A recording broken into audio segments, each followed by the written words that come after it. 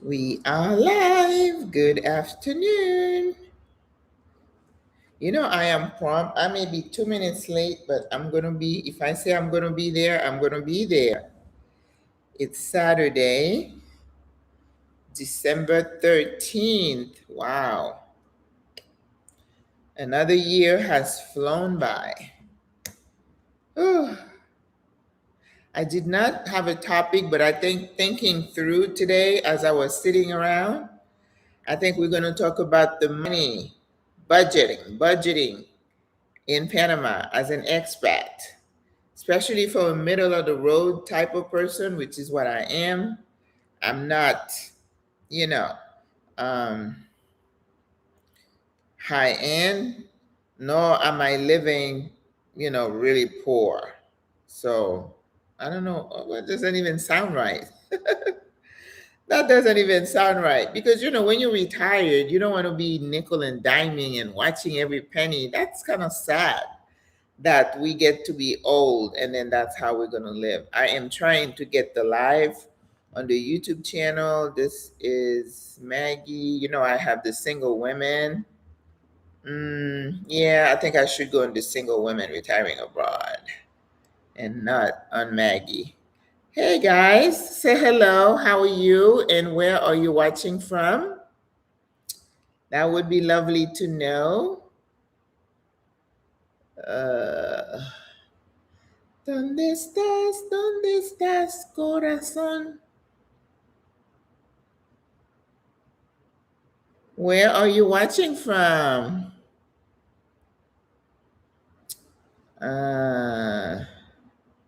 Oh, more.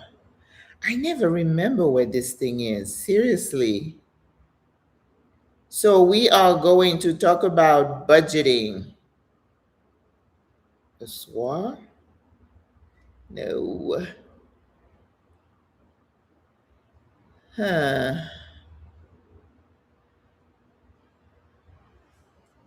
New Mexico. Hola. Oh, that sounds like a beautiful place. Las Cruces. Ooh, I had a dream, a goal of visiting every state in the nation, and then that kind of fizzled out, and now that's even worse. This is not a goal at all. Okay, there we go. Oh my gosh. You think I would be comfortable with this thing right now, as many videos as I make, Lord Jesus. Anyway, I'm from California, CDB. Okay, do you grow the stuff over there then? CDB, Catherine, yes. Atlanta, yes. Oh my God, so many people from the ATL here in Panama now. Lots and lots. Well, I was in Florida before I moved to Panama. Well, I want you to know I have a bottle of what we call Ron Ponche here in Panama. This is a holiday drink. Ron means rum, and ponche means punch. So rum punch, but it looks like an eggnog, doesn't it? And then it has this one, it says cafe. Now, this is a Reba Smith brand. Reba Smith is the place where expat shops a lot, and it tends to cater to international folks. So if you're looking for a type of cheese, something from home, chances are you're going to find them at Reba Smith. But just like Publix in Florida, they have their own brand. So this is one of their brand. And this is one of the holiday drinks. So whatever holiday, not just Christmas, you would have rum punche. Now, I do not like anything with eggs. So I brought, and this friend brought it when we had the party.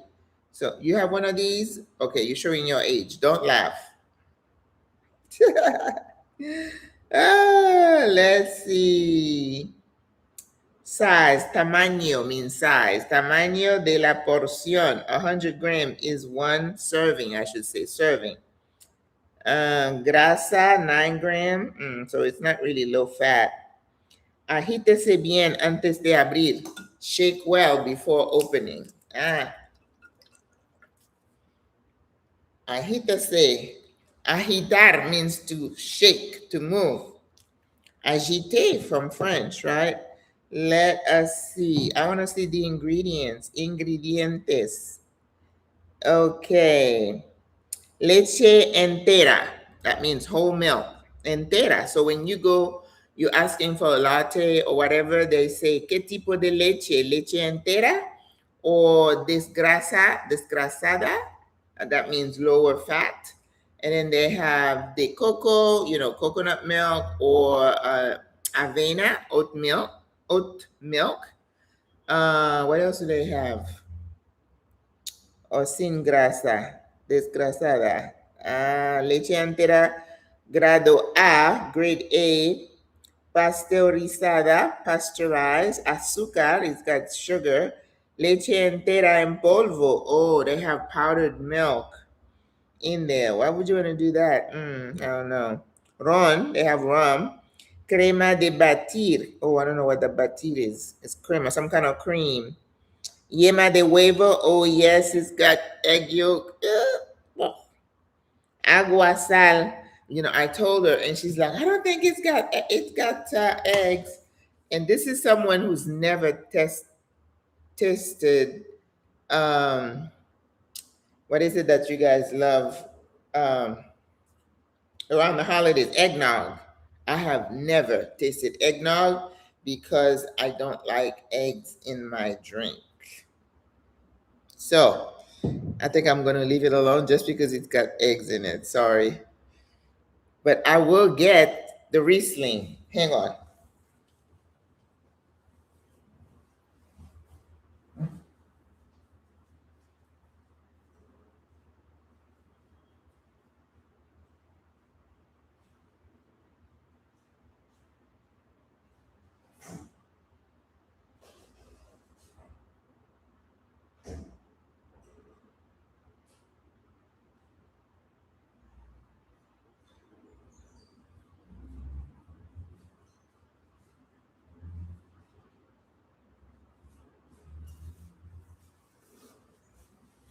Now, the Riesling I can have. That's my favorite wine.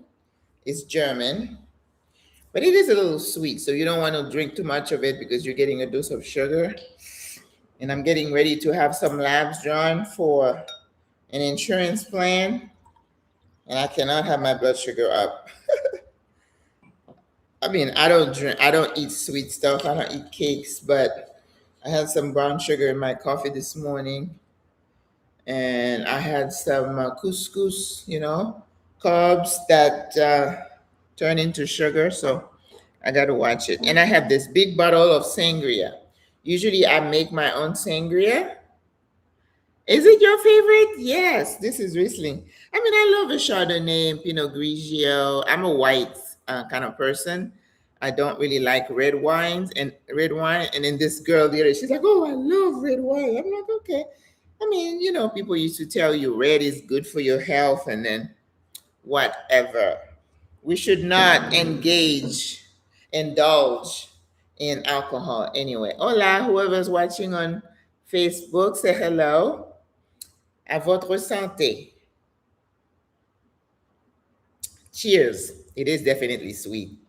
I could put a little water in this and water it down. Don't get all upset if you see me put a little water in the wine. It's just that I don't like sweet stuff, and sometimes it's a little sweet. Why not? There's a little drink that I get at Ray's Supermercado here, which is like a chain. And they have these little drinks like this tall and this wide. And then they have like one with like black tea. They have green tea and they have some fruit. It is so good. So I'll buy one, but then I'll put a little bit, like half a bottle, and then I top it with water. And it kind of gives me a sense that I'm drinking something sweet, but it's not. Hola, Auntie, ¿cómo estás? But anyway, guys, I told you, Mrs. Carla Mall Maxi. Ooh, hola, bienvenida. Welcome. So I told you, I took you on a little tour yesterday. I was walking home from a store. I went all the way to that store to get some sweet potatoes that look like the sweet potatoes from where I come from. Because the regular sweet potato here is white and it's different. And when I was making the sweet potato pies, I needed regular sweet potatoes. So I went there. And then I walked, it was like 7. So I did like an impromptu live and showed all the lights around my neighborhood. Question: when you get to it, why cause the move from Boquete? I never lived in Boquete. I've never lived in Boquete, and I've visited twice. Let me tell you, I don't know if you know my story. When I came to Panama, I just felt at home, and that's why I'm still here. And like today, I went for a walk, and then sometime I'm coming from the metro, and it's really hustling and bustling, and I'm walking home, and I'm like, boy, I really like it here. You know what I mean? So the city where I live, it's my neighborhood, and I feel good in it. Now I go other places, I go to meetings someplace like El Congrejo. I said, I can visit, but I just don't see myself living there. Everybody has their little, your spiritual connection to a place. But Boquete is one of those places I went to visit, but I could not live there. I mean, it is absolutely stunning. The mountains, the air is fresh, but the transportation is kind of a little weird. If you live off of the main road, you have to walk to get to the main road, or you have to hire a driver, taxi to take you from point A to point B. And I don't do taxis like that here. So, and the whole atmosphere there was not for me. But I did not move from Boquete. I've been in the city the whole time. I went to visit, but I did not live there. And I know a couple of sisters who were living in Volcan. Volcan is outside of Boquete, and apparently it's growing now because Boquete is over kind of crowded. So people are leaving Boquete to go to Volcan, moving out closer and closer to the Costa Rica side, the western part of the country, because there's nothing to do. It's you and nature and maybe the critters and the animal. There's nothing to do. I would be bored out of my head. And I saw a library, and I know people say they have like a Tuesday market, little trinkets. There's nothing I need at those little places. I mean, veggies. I can go to the market and get veggies and fruit. I can be walking down the street, and the guy is there. He's got his pickup truck, and he's got a mound of avocado, a mound of mango. I get stuff there like that. So, and then Boquete is like 8 hours from the city. So if I needed to come here, I'd have to fly or take it did not speak to me. And there is another, hola, Monica. Which Monica? I think I've seen that name recently. Did we just become friend on Facebook? Yes, I think we just became friend. Hola. Yeah, so there are certain parts of the city that if I had a choice, it wouldn't be where I would live. I like where I live. Bay Vista, I think I would like that because we're kind of connected. And Paitia, I don't know. It's a very Jewish neighborhood, and let's see, El Dorado. El Dorado, it's like in the mix of the people, and it's bustling. I mean, it's noisy here. It's a little different type of noisy. It's noisy like when we have Carnival, because it's a main drag. We have a lot of events, the tree lighting, we have cycling, we have running clubs, and we have other things here. And there is a Yes, okay. Hola. And there is like it's like a little nightclub not too far from where I am. So sometimes on the weekend the music will be popping, but after a while you just doesn't bother you anymore. Mm-mm. So I tell people when you're looking for an area to live in, that's why it's important that you don't sign like a 3-year lease. Um, at the get-go, right? Because you may discover things about a place, a neighborhood that you don't really care for.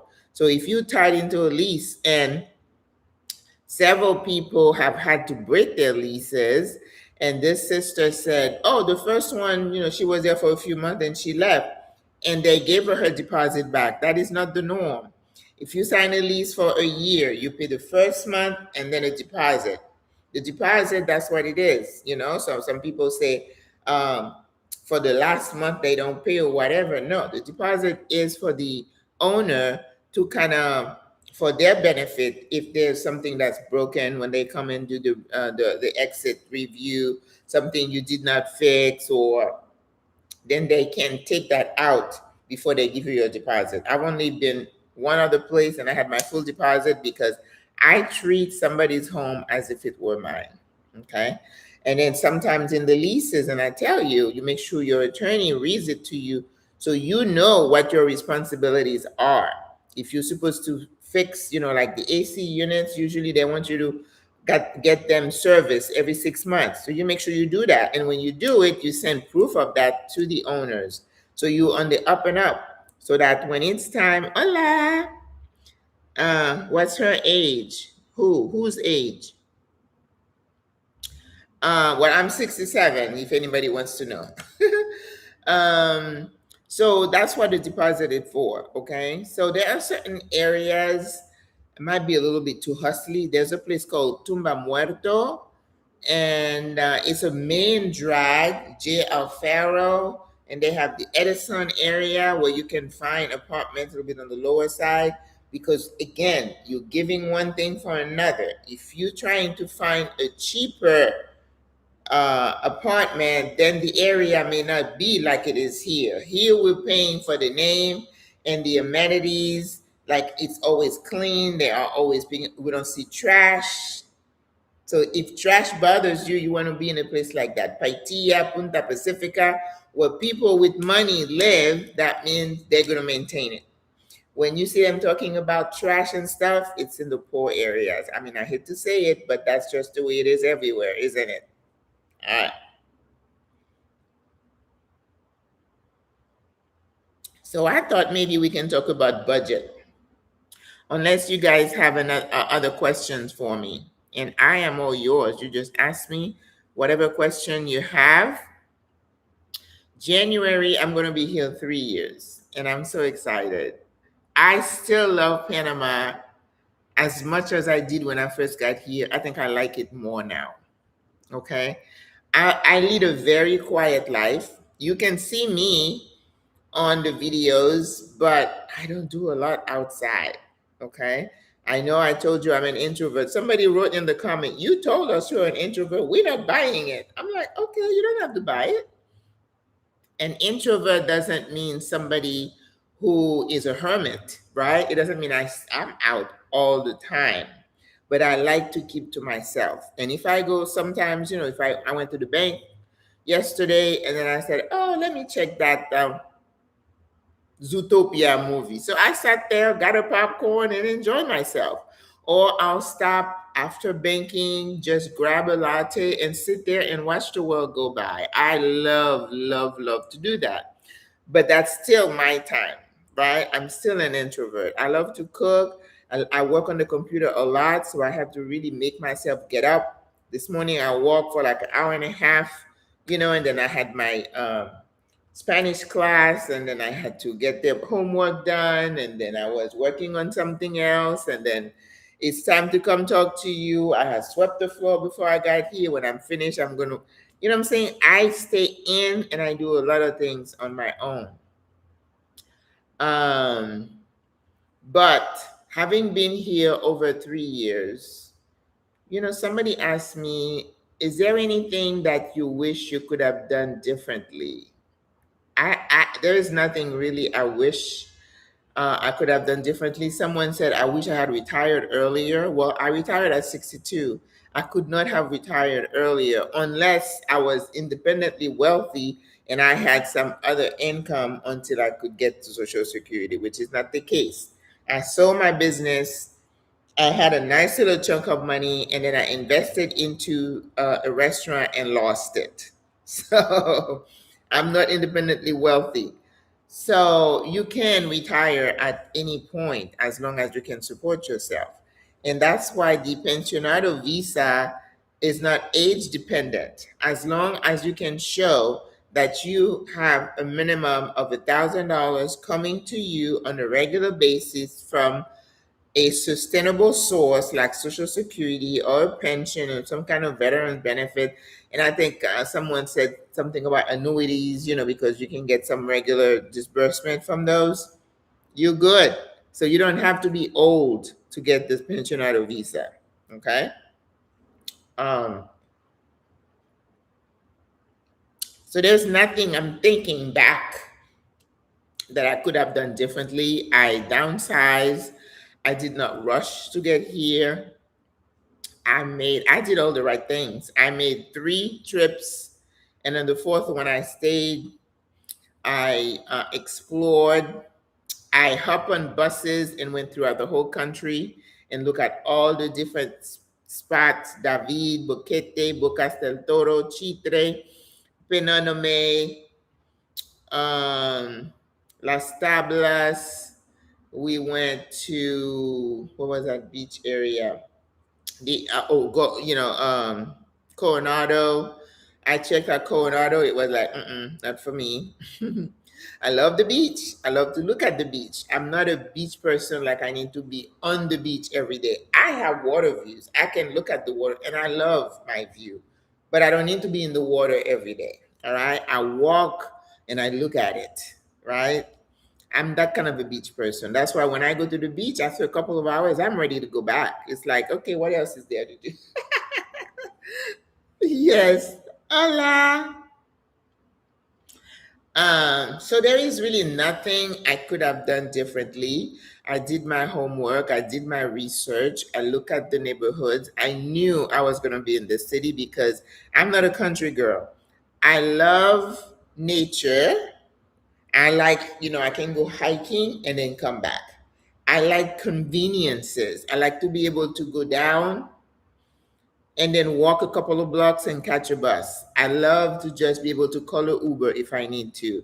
I love being able to go on the metro. And we're going to talk about my costs for these things. Really, really reasonable. I love I don't eat out because I'm a cook, and it's very few people can cook for me in a restaurant for me to say, oh, this was delicious, because there's always something. Either the food is old, it's been sitting there a long time, or I know what they put in the food back there, and I don't eat like that anymore. So I prefer to cook my own food. So, but there is a choice of restaurants here. There is cuisine from everywhere. Peru, Trinidad, and Jamaica. Yeah, lots of Jamaican food, Asian food. A lot of Chinese stuff here. There's Korean barbecue. We have Middle Eastern and Lebanese. I mean, this is a foodie town. Okay, so if you love to eat out, you're gonna feel right at home. I knew, like I said, I wasn't a beach person. I love the mountains, the idea of the mountain, but like I said, I'm not a country person. I don't need to hear the chickens crowing early in the morning. I mean, it's cute, but every day would get on my nerves. Ah, you know how you're trying to catch that last little bit of sleep in the morning and no, I'm good. I don't do critters. So I'm on the 30th floor and I'm happy as a lark. I mean, the only thing I've seen is a couple of little geckos, and I can deal with those. And I had a little few ants recently. Every so often here, you kind of watch them and they start populating, or I get my little traps and I'm good. You stay on top of it. I got to stay on top of the mold because I am across the ocean and there is lots of humidity. So you have to watch that. Um, I speak some Spanish, so that is not a problem for me. I can get by. In fact, I teach Spanish online for people who are just beginning and just don't know how to even open their mouth. Um, and I knew the weather. I was okay with the weather, the warmth. I'm from Florida, so we used to storms and rain, bugs. What else did I do? the US currency was a big draw, the language, and I knew, and then it's not too far from home, even though that was not in the equation. That wasn't something that was a positive for me. I didn't care if it was 5 or 6 hours, I would have been okay. Just because when I came, I felt that sense of, oh, I like the way I feel when I'm here, right? Um, so, no, I don't have any regrets. And having been here 3 years, I feel like I understand this. Well, I have some understanding of the Panamanian psyche. You read their history, where they come from. Good, Gregory. If you send me a message, I'll send you the info. Um, it's a very peaceful people. They are proud of their country and their history. I love the fact that they embrace the multifaceted aspect of their culture, all of their culture. Spanish, Afro Caribbean, Chinese, nobody is left out. So this is precious to me that they don't, how they're looking at us now. No, they don't want us because you have a certain shade of skin, or taking a bunch of a whole group of people and calling them a name. Okay, I don't want to get started because then I'm going to start crying. But we don't have that here. So that is a draw. And the fact that they're so happy, and they can be happy with less. The focus is not on getting the most, the best. People are quite happy they don't have a car. I ride the metro almost every day, and I see people going to work and back home. I don't consider myself better off than them. No, we're in the same boat, and I like to be with the people. I really like to be out there and rubbing shoulder with the people. The retreat looked like you guys had a fabulous time. We did. Was it 5 hours? Yes, it was. I'm so looking forward to coming to the near future. It's so nice that you feel safe walking at night. Well, I don't know walking at night. People walk at night. I don't. If I go, I don't tempt fate in wherever I am, whether I'm living or visiting. I'm a very careful traveler and person. If you were to live like in Casco Viejo, where there's a lot of activity going around, yes, there's a lot of police presence. You could feel safe up to a point, but you still have to watch your wallet and be head on the swivel, because they will take your phone. I got robbed, I got pickpocketed, so I know it's possible. And it was in the middle of the day, so it wasn't even nighttime. But you don't walk around with a sense of foreboding, like how we were on hyper alert. We don't have that here. In fact, people come here, they tell you they get to the airport, and that sense of release and stress release is palpable. Palpable. Relatively politically stable, regardless of all the little winds that are blowing around. We keep our ear to the ground and see what might happen. But we can't control everything, and you're not going to find everything. You know, I was watching this lady. She's an older woman, and she was. I don't follow her channel. I just stumbled upon her channel, and I think she's zeroing in on Panama. And she said she started looking at getting residency somewhere as a plan B, not for her to come and live, but she said she wanted to live partially, like a snowbird. Excuse me. She said that Portugal got kicked off too far. Mexico, I forgot what was wrong with Mexico.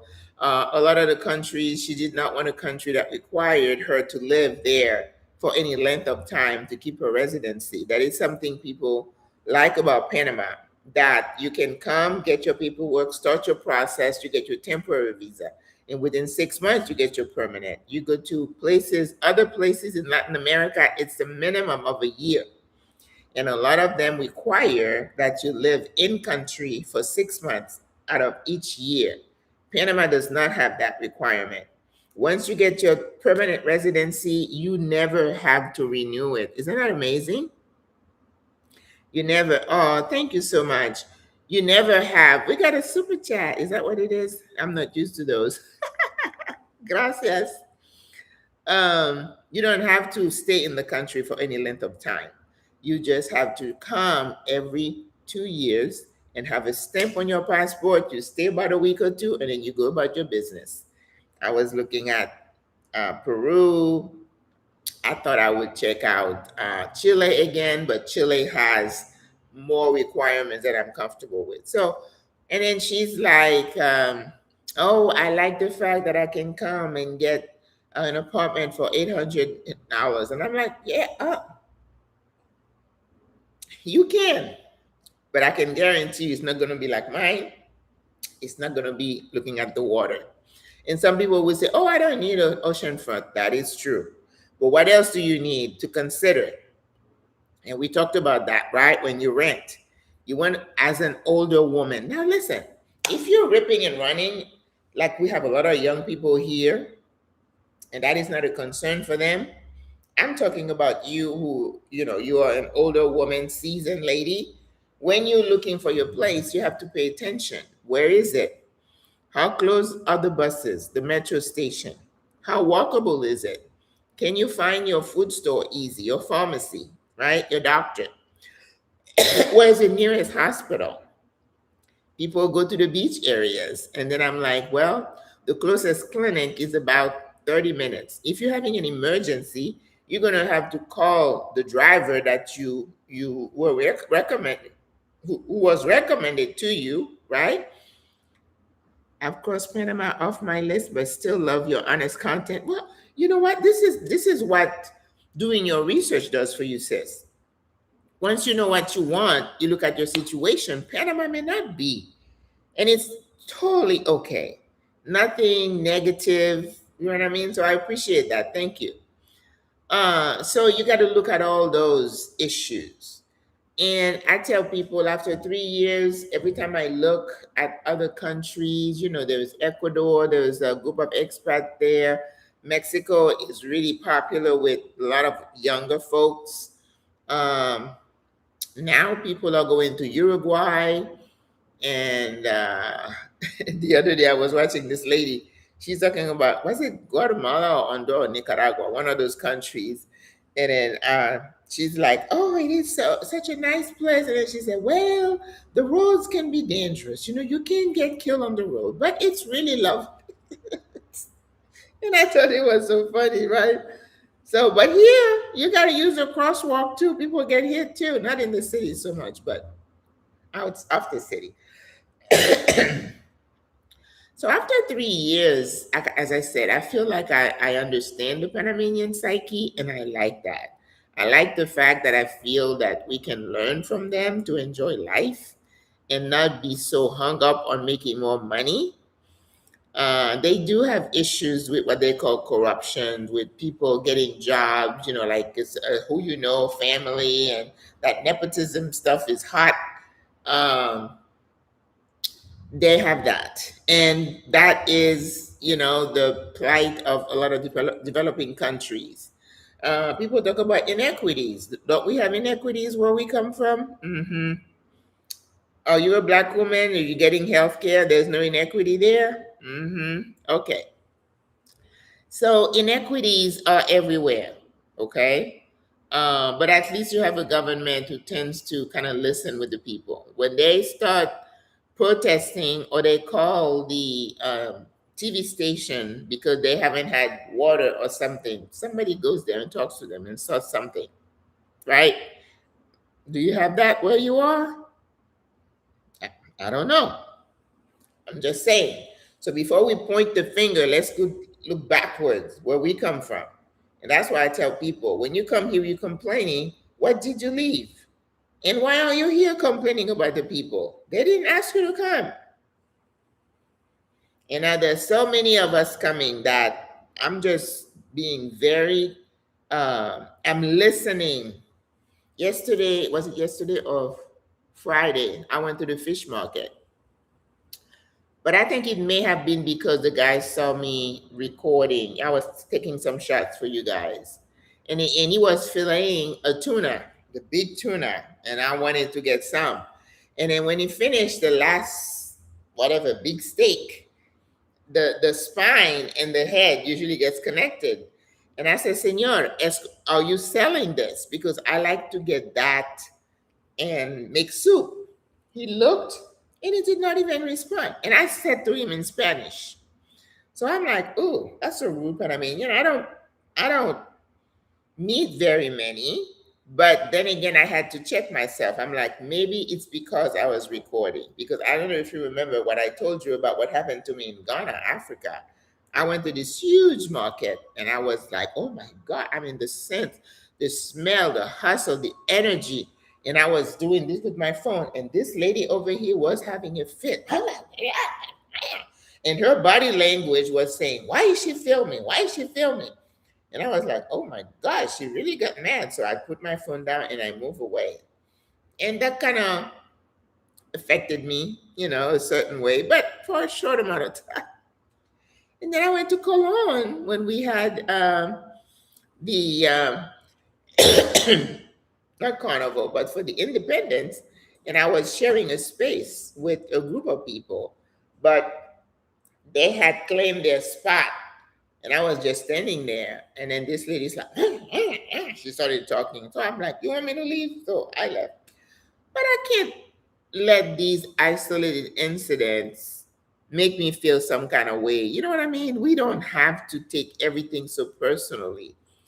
And one of the things that I use, one of the strategies that I use when somebody does something or says something that is inappropriate or hurtful, and I don't feel the need to snap back or to correct them, I'm like, well, maybe she's going through something, and I just let it slide. It just makes it easier for me to deal with that than, react right away with a comeback. Sometimes people could be going through something, but now if it becomes a pattern, that's a different story. So no, 3 years in, I'm still loving Panama. Prices are going up definitely, but aren't they going up where you are, sis? Mm-hmm. I read about people who are looking for work, in fact, work. People whose apartments in the States, this young girl, she must be, my daughter is 30 or 31. 31. And, every year they increase their rent. And depending, she's in Washington, D.C. It's not like you have a lot of choices of apartments. So sometimes the landlord know they have you under their thumb. And what's happening here is because of the sheer number of people coming, they feel comfortable raising prices. It's supply and demand, sis. This is economics, basic economics. If you have a product or service and you have more people clamoring for it, this is your opportunity to make some money. So you're going to increase your price. And if people keep still buying, they're going to keep increasing the price. And that's what's happening with the apartments here. People are saying they are increasing the prices. And it's taking them longer to find an apartment. Before, it used to be you had like the agent would spend a whole day showing you apartment after apartment. Now they don't have the time to do that because they know they have people who are desperate. They're like, okay, as long as you find me one that's decent, I'll take it. The owners don't want their apartment to be listed for longer than 2 weeks now. They want to have a lease signed within 2 weeks. That's new. That's new. So, is it hard to bring your pets to Panama? No, ma'am. I have a friend who came here last week with 2 dogs. You have paperwork you have to do, health check, all their shots, and then there's a timing of some paperwork. Then you have to look at the airline that you're flying, what their requirements are. So go on their website and find and follow the information. No problem. Well, Panama is a country of dogs. They love dogs, but cats, not so much. I don't know many people who have pet cats.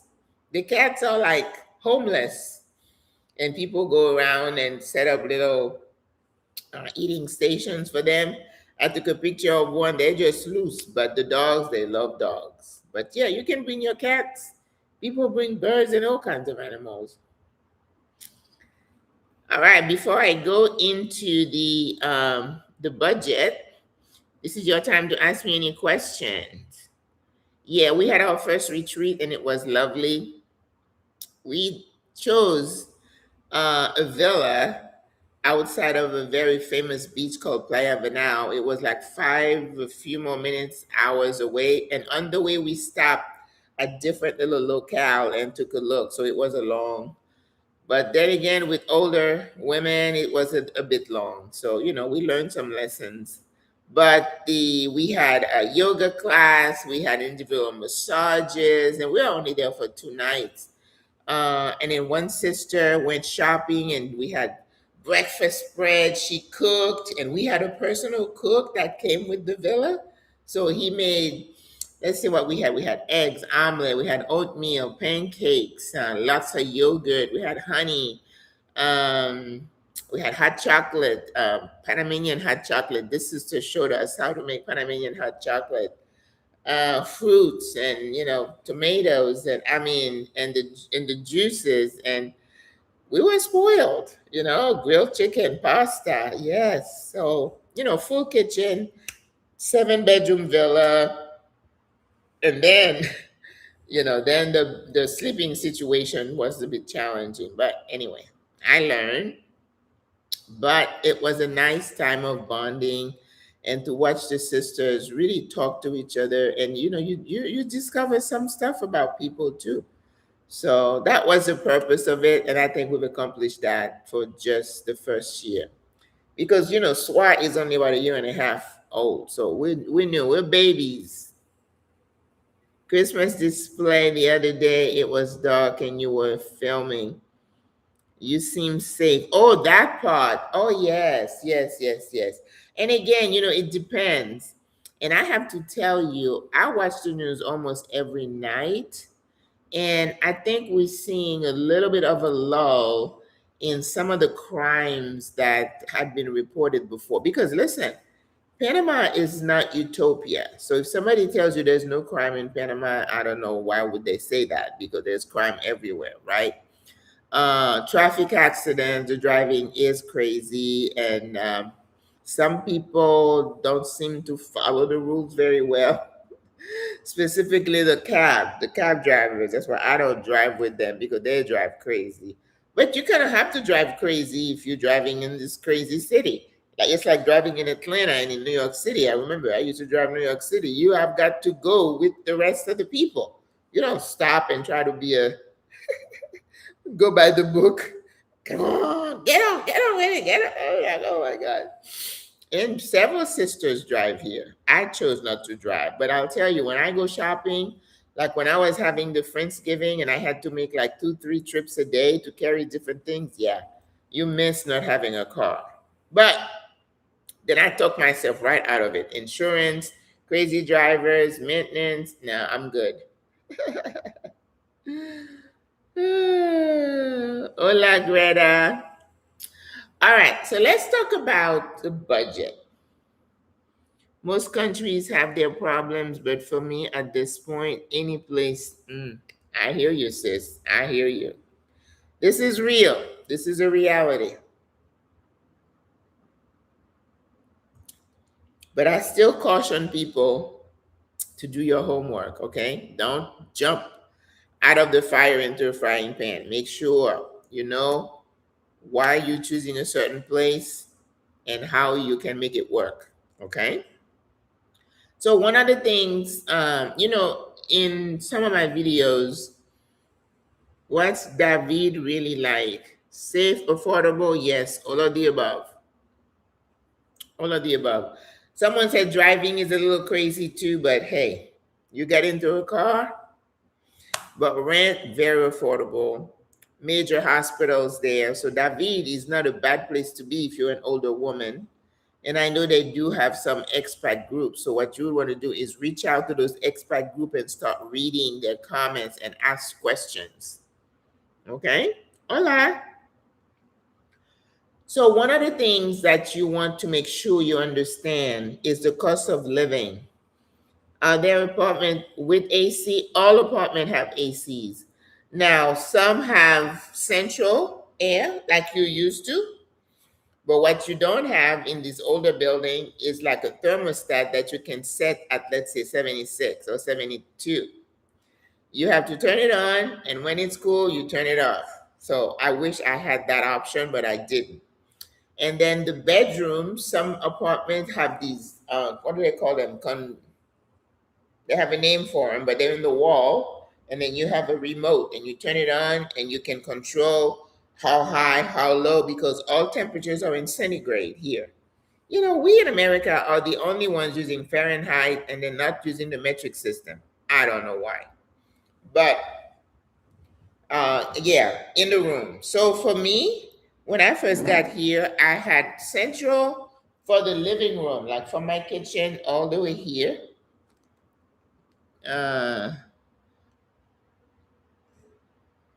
I was trying to show you the AC unit, but I don't see it. Um, and then you have the ones in the bedroom.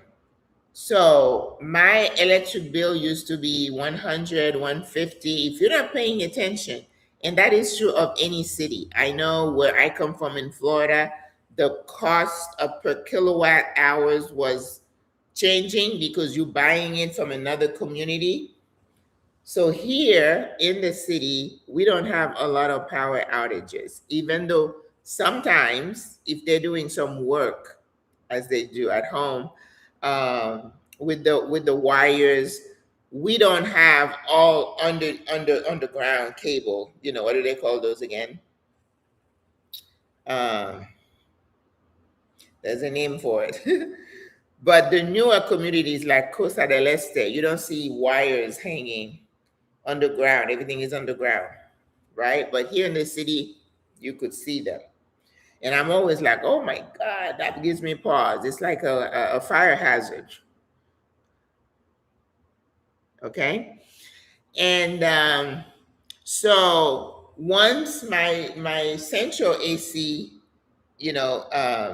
went out, and then I don't like it really, really cold. I'm from Florida, my blood is already warm. So I could control how much consumption I use, right? Because when it kind of warms, I'll turn both. I have two bedroom. I'll turn them on and let it cool the house, and then once I'm comfortable, I turn it off. And then I decided, like some people told me, oh, get a fan, like in the rainy season when it's not really, really hot. I could spend the whole day with just the fan blowing because I'm not in the bedroom. I'm in next to my desk, and I just put the fan. Like right now, the fan is blowing me. I have nothing else on except the light. My bill was $26. This I just paid it yesterday. So you can control your consumption, okay? But if you're one of those hot mamas and you have to have it at 65, you're gonna pay. Now, in places like somebody asked about David, you may rent a little house. You're not going to find amenities like you find here, unless you're renting a home from an expat who maybe is no longer there and they had a house built to the Western standard, the American standard. Otherwise, the homes are small, they're flat on the ground, which something I'm like, what? Why do you not raise the home? So when it rains in those areas, there is flooding. Yes. Okay. So,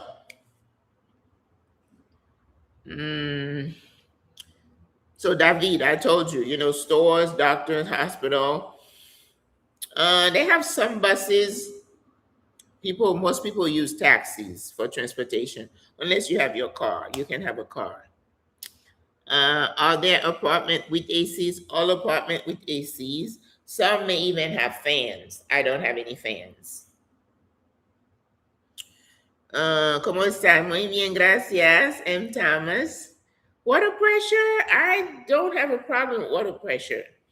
Sometimes in the building, they'll say, I have 65 floors in my building, really tall. Sometimes they'll say, they'll send an email, we're doing maintenance on the water on level 28. So they say, well, the water pressure might be lower between the hours of 10 to 12, you're still going to have water. The pressure may be a little bit off because they're working on the system. And this building has a backup water tank so that on a few occasions they would say, oh, we're working on that repotabilization plant, where they treat the water treatment plant. And they'll say, okay, we're going to have apagados. Apagados mean they're going to cut it off from those hours in those communities. And that's communicated in the news, on the TV screen, so you know if your area is affected. My building never go out of water because I have a backup, okay? Which is something else you want to consider when you are renting an apartment. The other thing to keep in mind, and I mentioned in the video, is that if you rent an apartment that uses gas, you remember one day I did a live about the fire hazard and in what's happened in those apartments. Buenos dias, remember that? If you are in an apartment that uses gas, and I said make sure you have your own fire extinguisher underneath your sink. Make sure you ask the building how often they get their safety checks done and by whom, that the people doing or repairing or fixing the gas lines are trained, because a lot of these owners have handyman. Handyman, to me, it's like a big word that says you're an expert at nothing and master of none. You just do a little bit here, a little bit there, and that can be dangerous. So every 3 years by law here in Panama, the fire department, los bomberos, they call them, they come and they inspect every building. So everybody's on a rolling schedule of every 3 years, right? When they come to test and check the gas in your building, they shut off the gas. So if your stove, your washing machine, your showers all use gas, you don't get hot water. You're taking cold showers. And depending on how big the building is, it could be weeks because they have to check every single apartment. And if they find something to fix, it kind of extends the time that you are without gas. So people who live in apartment with gas, it's recommended that you get those electric plates, 2, 3 burner plates, so you can cook. Otherwise, you can eat out, but you're taking cold showers, or you're gonna say, Maggie, can I come take a shower at your place? I have a sister who's just been without hot water and gas for 57 days. For 57 days, she's without. So cold showers, and then she got a friend for herself with the food section. Okay? So that is an inconvenience, but we understand the importance of doing it. And every single place that has a gas explosion is because somebody had manipulated a valve or something and they did not have the proper credentials. So when you're trying to save that money and go rent those little rickety buildings, be careful. People have died here in these explosions. And when that happens, it doesn't rip through your apartment above, on the side, and people die. It's bad. All right. There's only a bit of internet issue in the city sometimes. Water and electricity is always on. Well, every so often, the electric would go off. When I was in El Carmen, it would go off for like 5 minutes and would come back.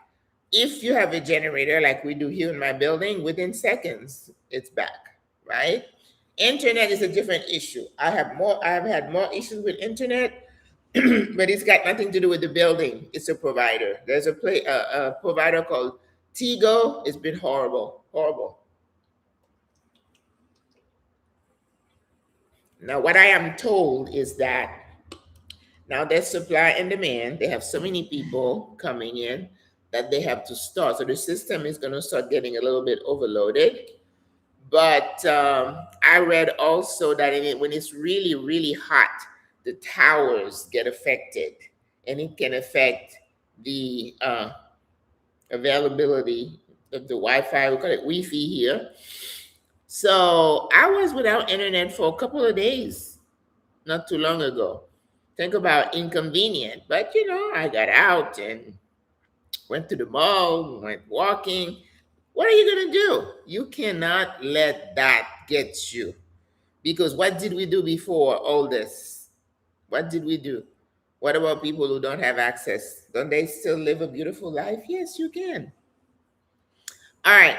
So $1,000 that you required to show to get your visa. And I tell people that is not the money you need to live on. Understand that.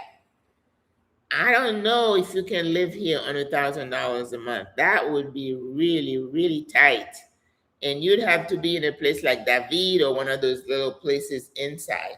One other thing I was going to tell you too, when you rent one of these little homes, you renting a Panamanian style home. So don't expect what think about the homes in the 1950s in the US. That's what you get here. Except that they're really flat on the ground, very low. Kitchen is small, bathroom is small, small closets, small spaces, tight, tight, tight, crowded. And I'm like, ooh, I need more room. I need to see the sun. I need light. So make sure.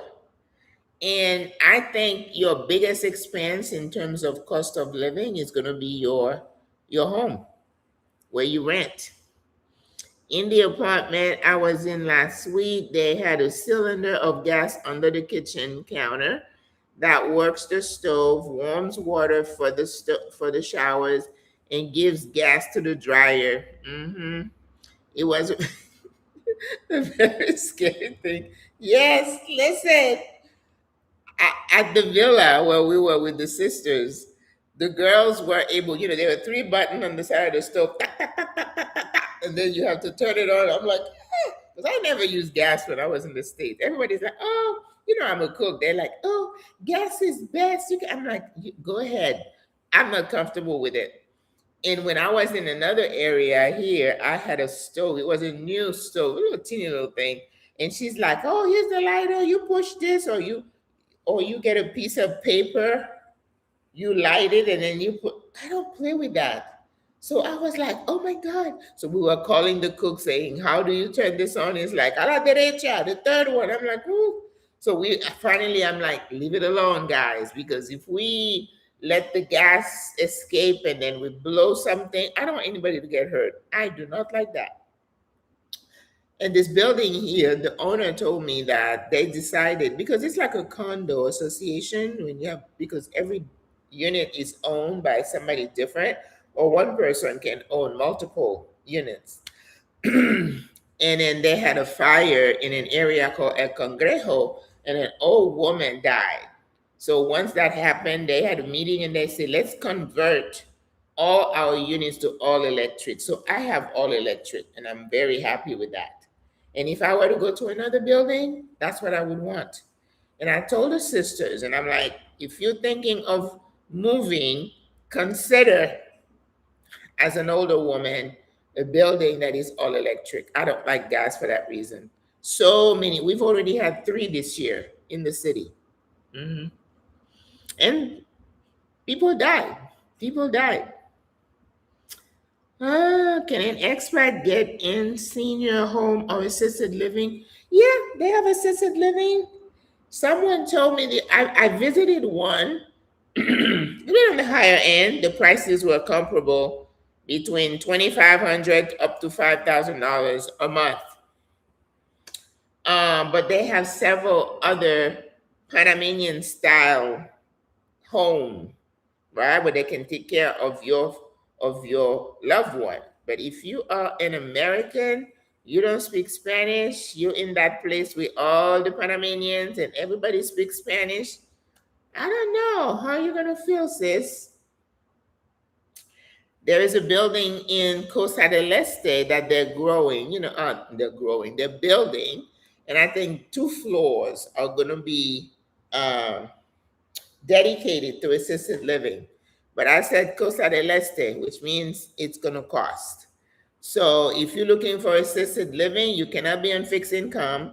You have to have money coming in. And yes, you're going to get the care, but you're going to pay. It's no different from being in the States. And that's why we as SWRA are trying to say we're going to buck that trend. We don't want to be in those assisted living. We want to stay in our apartments and have services come to us. That's what we want. A phone call interrupted me for a few minutes. How? Okay. The homes there don't have a lot of windows. And like I said, there's a lot of separation, wall, teeny kitchen, teeny bathroom. Everything is no bueno. I don't like that. I like light. Does something to your psyche and your mood.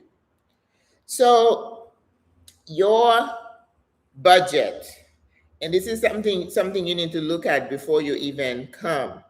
How much money do you have coming in? And how much are you going to spend?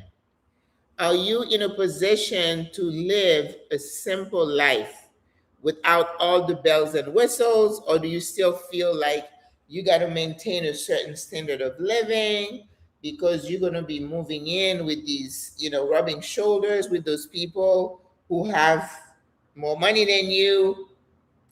Where do you fit in there? How comfortable are you?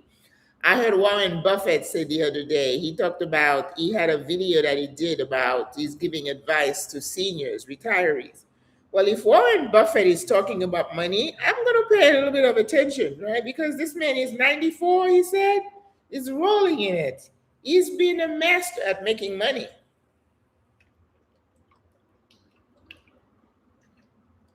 Hydration, very important, especially after you have wine. Wine, alcohol is very dehydrating, so make sure you drink. You don't need as much money as you did when you were younger. First of all, when you were younger, you were worried about the kids. You were worried about their education. You wanted to save for the education. And yes, there was a little pressure about people that you were socializing with. I was driving a BMW, then my last car was a Volvo. There is, even unconsciously, you feel a certain pressure. And I tell people, if you were to see me now going to Ray with my backpack, putting my food in my backpack, carrying it, and then going to the metro, they were like, oh my God, is that Maggie? Well, I'm happy. I don't know about you. You could be driving your Mercedes there. And I'm like, hi. But that's my choice. And I'm comfortable living like that. So when you retire, I think there needs to be a paradigm shift in your head that says, I can live with less. And just because you get, let's say, $3,000 from Social Security doesn't mean you have to get your budget up to $2,800. You don't need to do that. You still need to save. I tell you, you need to leave some cash for when you end up in the hospital. And the hospitals here don't pay. You have to pay cash. Insurance is a whole ball of wax. So live within your means. Live simply. So as I said, your lodging, your apartment is going to be your largest expense. One thing I need to tell you, I have been in a 2-bedroom, 2-bath. In fact, my lease just expired based on the contract December 10th, last week. And I thought very seriously about going down to 1 bedroom, because when you come here and you're like, oh, the family, the friends are going to come and visit, I need to have an extra bedroom. So, no, you don't. No, you don't.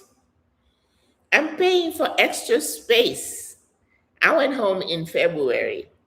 I had been here 2 years and nobody had been here to visit me.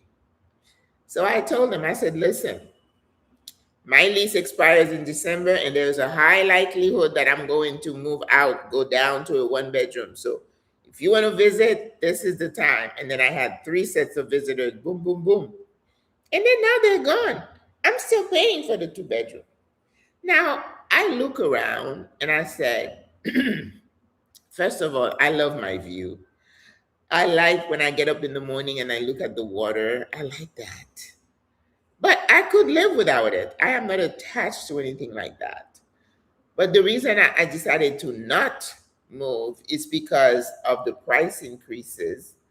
And I realized that if I were to get another apartment, I'm not going to find the same amenities in my kitchen. You know, when I look at an apartment, I don't care about anything else. Let me look at the kitchen because I need kind of space. I need because I cook. So somebody else might say, "Oh, the bedroom. How much are you in the bedroom?" Huh? No, it could be the living room. Okay. So decide what's important to you and zero in on that. And if you're working with the real estate agent, tell them you want a balcony, you want a view, or you want a big kitchen. There was another building close to me. I went there, and the view was like, oh my god! And I went in the kitchen. They had a little cabinet like that. I'm like, not gonna work. That was a quick decision for me. So know what's important to you, and realize you're not gonna find everything in that one apartment, and look at your budget and stick to your budget. So, for the sister who said, "Oh, they told me I can get an apartment for $800." Well, this is not really the average here in the city. It's not. Um, there's a sister here who's doing videos about you can get a place for 450. I don't know where that is. And you're not going to have the amenities. You're not going to have, it's not a building. It might be a little cottage somewhere. There is no 24-hour security. That's important to me. I don't want anybody coming into my hall or knocking on my door. If somebody comes downstairs to see me, they're going to call me and say, "Are you expecting so and so?" Because if I have friends coming, like when I had the party, I had to send them a list of the names of everybody who was supposed to be my guests. And when they went downstairs, they had to show ID. So you need that level of security as a single older woman. Also, what's important to me is to have a building all electric, check for me, a building with a backup generator so that I don't stay in the dark if they're working on some line somewhere, some road work, the generator kicks in. And the water backup, it may not be that important to you because if there's going to be a water outage because of work, they tell you ahead of time and they ask you to kind of you fill some pots or your not your sink, your tub. You know, you could do that. All right. And remember, you kind of have to learn to roll with it and not take. You know, we're spoiled because we have expectations that everything is going to work great 100% of the time. And we know that's not reality, right? So, budget, I would say don't get hung up on two bedrooms. Go to one bedroom.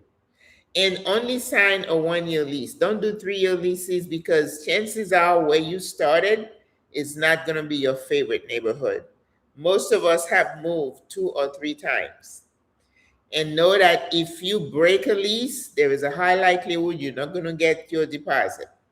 If you get it back, you're lucky, but that's not the norm. So I would say in the city, budget between 1,000, 1,500. That puts you in a better position because when you call an insurance agent and you say, "What's your budget?" and you say 800, 900, I guarantee you're not going to hear from him today. Because if he's on commission, why would he spend time getting you an apartment for 800 when he can work with somebody who's able to pay 2,000? Money talks. It's nothing negative. That's business. Okay? And then, do you see functional furniture in Panama? For example, couches that opens in a bed in case I'm pretty sure they have them. They have a name for them, you know, like a rollaway or one of those beds. Yeah, they have them. It's cold where I am. No bueno. Yeah, I say no bueno a lot. Yes. So, and then you got to make sure you budget for the first month and security. So double. So you need about $3,000 to move into your home. And another thing that some of the ladies who do videos talk about, they say if there is an issue and you have to leave your apartment, let's say something like mold, or some people have had water coming down, because I'm on the 38th floor and I'm lucky that I've never had anything dripping down, you know what I'm saying? So something like that could require major work, you might have to move. And that's another deposit. So people have to budget for those eventualities. Okay. And I tell you all the things to look for, and there is a checklist, a rental checklist that I've given you for you to make sure you look at everything, that you don't miss anything. Make sure you look. Open the couches, lift up the cushions, turn on the water to check the water pressure, flush the toilet, see if it's running, look under the cabinets, because listen, you don't want to go someplace and then there are roaches, they have rodents. You don't want to do that, okay? Because you're going to be responsible for those. And some of the owners are playing hardball now. This sister had mold, and then they're like, well, go ahead, call the technician and they'll come and clean it on you. So that's why I say if you're close to the water, make sure you have that inserted into your lease. You may ask for an addition, right? In addition to knowing what you're responsible for. But who's responsible for the AC unit if it breaks down? Make sure you put that in there. Who's responsible for replacing the washing machine, the stove? They had a new stove put in when I got here. The fridge is a bit old, the microwave is a bit old, and I'm like, yeah, I can live with it. I mean, I'm not that fancy. I cook on Sundays, but the rest of the week I don't really cook unless I have company, like I cook for the Friendsgiving. All right. So when you come, you visit different neighborhoods, hire Daniel, my fixer. He'll take you around. He'll tell you about the different areas. When we were going to on the retreat, he drove by where he lives, which was a neighborhood we weren't familiar with. Oh, this is where Cadena is, blah, blah, blah. Ask people where they live and what they like about the place. El Congrejo is very popular. Balboa, which is where I am, very popular. Bella Vista, very popular. Punta Pacifica, Paitilla, San Francisco, Coco del Mar, Costa del Este, and then El Dorado and Edison. That's the one in the hustle and bustle. El Dorado is Chinatown. And you may be able to. I was looking at an apartment, when I was thinking I might move, I was looking at an apartment in El Dorado, but then it looks really good, the kitchen. I'm like, ooh, I'm ooh out because I zero in on the kitchen. And then I started reading some comments and reviews from people. Very important that you do that. Because when you look at the PH, which is what they call the building, you're going to see some reviews. When they say Google reviews, click on that and read the reviews. People will tell you things about the buildings that you may not know. The first building I went to, and I was looking at the unit, and I saw some people in an elevator, and I'm like, hey, you live here? Yes. How long you been here? So, and then I said, do you like it? She's like, eh. I said, well, what's up? What don't you like? She said, oh, it's very noisy. Well, I didn't pay attention to that, but after she said it, I'm like, well, she was right. The place was so noisy. That was the very first thing that made me leave when the lease was up. So that's why I said, don't think that the first place you go, you're going to stay there for years. You're going to find things you don't like about it. I've been here 3 years. It gets like right now, there is absolutely no noise. And when the windows are closed, I don't hear anything. So I can live with it.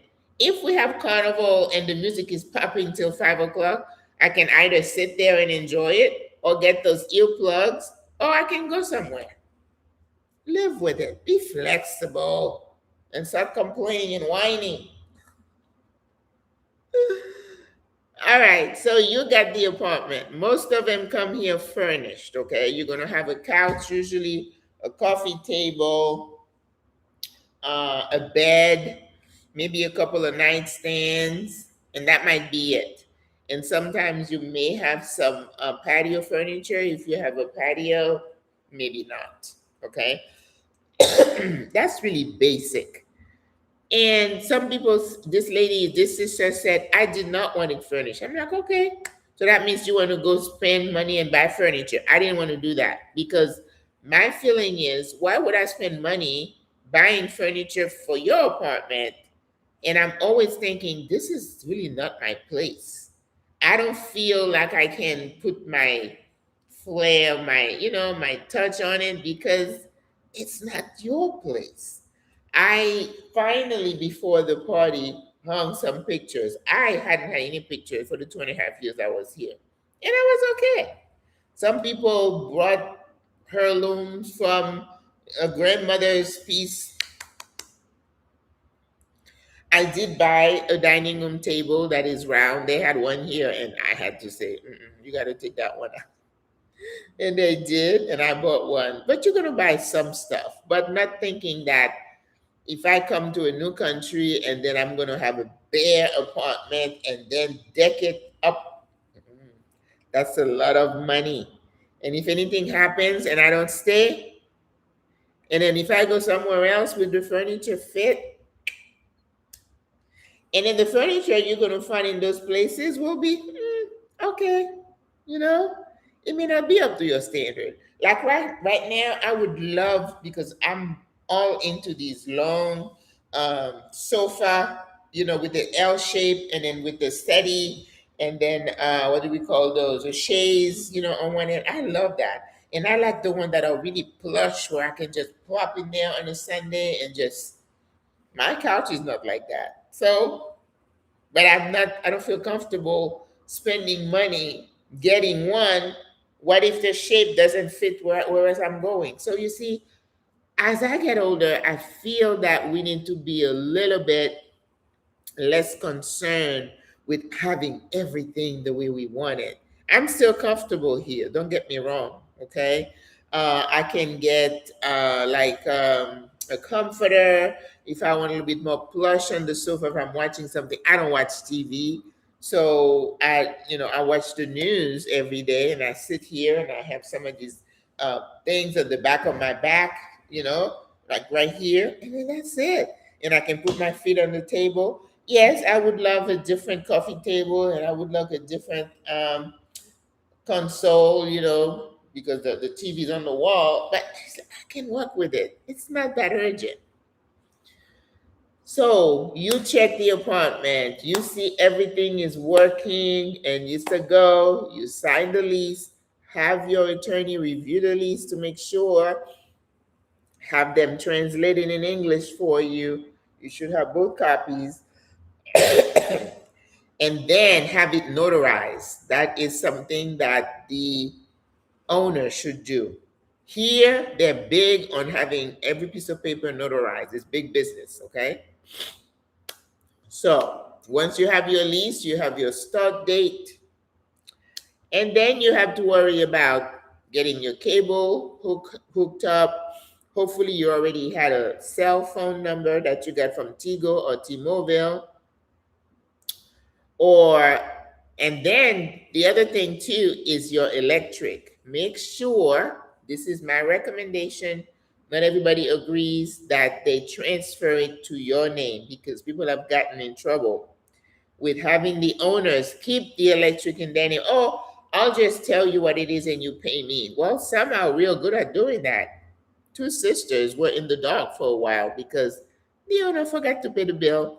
And in Panama City, there is no email telling you, your amount is past due. No. You just wake up one day and you click, there's no electric. There's no warning.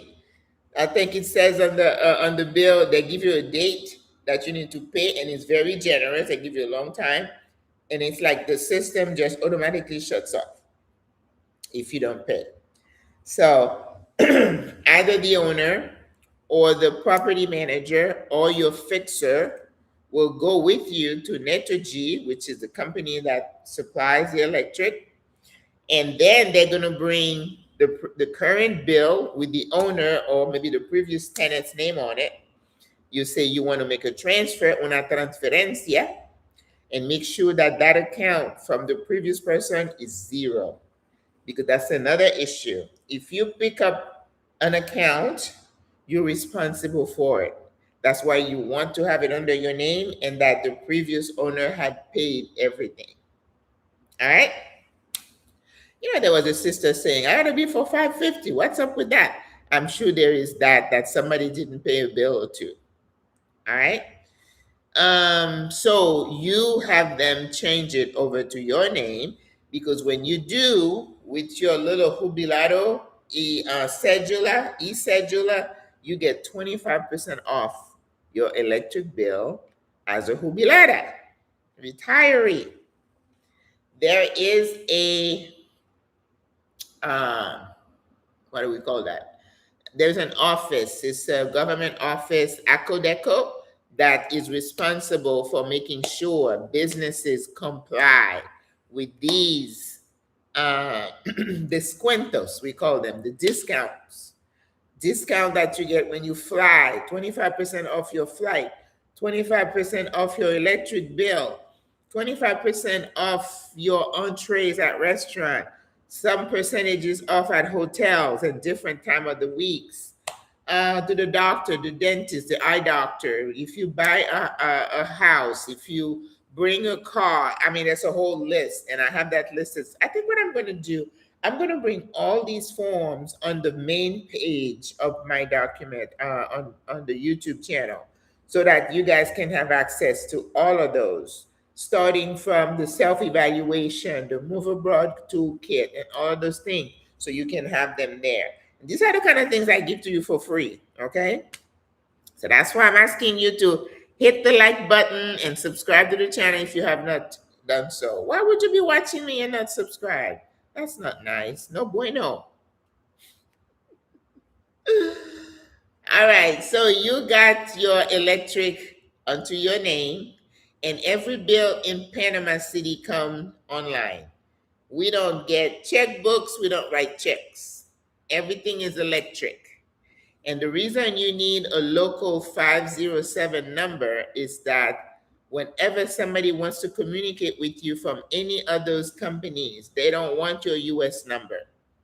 The bank, the electric company, the cable company, the phone company, they want your 507 number. So most of us have two numbers, the US number and then the local number. Okay? So once you get your bank account, either with the fixer or your immigration attorney. This lady sent me something. This attorney quoted her the amount of money for her visa, and then they have these add-on services, which is good business, right? Because when somebody buys one thing, you say, well, how about that? Do you need that? And then it keeps increasing. And they were going to charge her $500 to help her open a bank account. You don't need to pay that much money. You can pay a fixer like $30, $50 to go with you. So I'm like, I told her, I said, you don't need to pay that. That's terrible. $500. It's ridiculous. But anyway, they're rolling in the dough right now because so many people want their services, okay? So when you get your bill, all right, so you got your electric, you already have your cell phone, then you have to go to Tigo again and say, I need internet, Wi-Fi, cable. Some of them have like a bundle. They'll do your cell number and your cable, then you get a better deal. Now, I have two companies. I didn't know about the bundle when I started, and I'm like, I'm too tired. I'm not going to worry about putting it together. So I have T-Mobile for my cell phone, and that is $32 a month. My cable is with Tigo, the Wi-Fi, and that is 45 something a month. Okay. Now my Wi-Fi, if I am in here, my laptop works, both my cell phones work. because I have an iPhone from the US. And that's another story how I let my US number go when I was going to the Peace Corps. Do not do that. And I told you, keep your US number. Whatever amount of money you are paying every month, it's worth it, especially for your banking. I went through hell trying to do that without having a US number. And when I went back home, I went to T-Mobile. This is T-Mobile here and T-Mobile over there. I went and I'm like, I can't get this two-step verification. I need to get the number. So they gave me, and I was like, do you still have my old number? I don't know why I was thinking I could. They're like, oh no, as soon as you turn it in, somebody else picked it up. I had that number for decades. You hear me? So don't give that up. So I came here with a new US number and I went on my bank online and registered it. And when they tried to test it to give me the two-step verification, it would not work. And you know, with the bank, you start doing it 2-3 times and it locks you out because they see fraud, fraud alert, fraud alert. Not that I did that when I got robbed. They let the person use my credit card.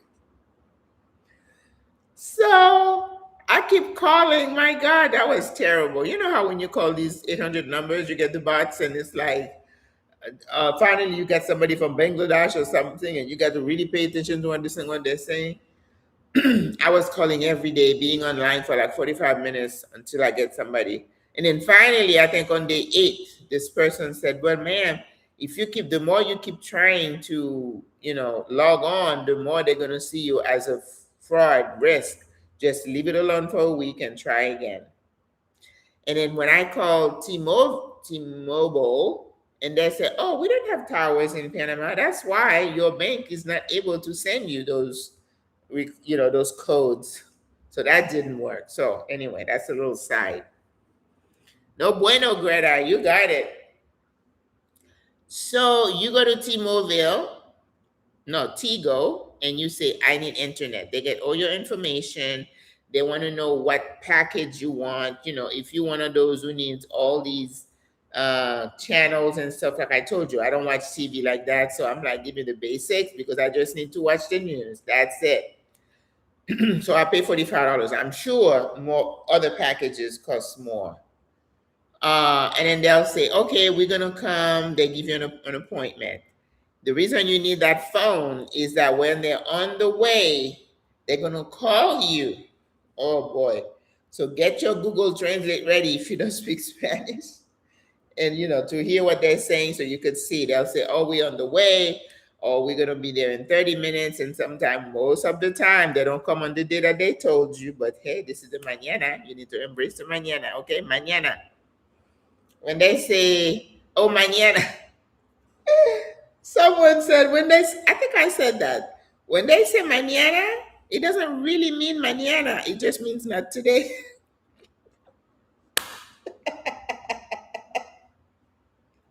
Oh my God. If you've lived in Panama any length of time, you know what I'm saying is true. So they show up. I go to the furniture store. I find this little table and chairs.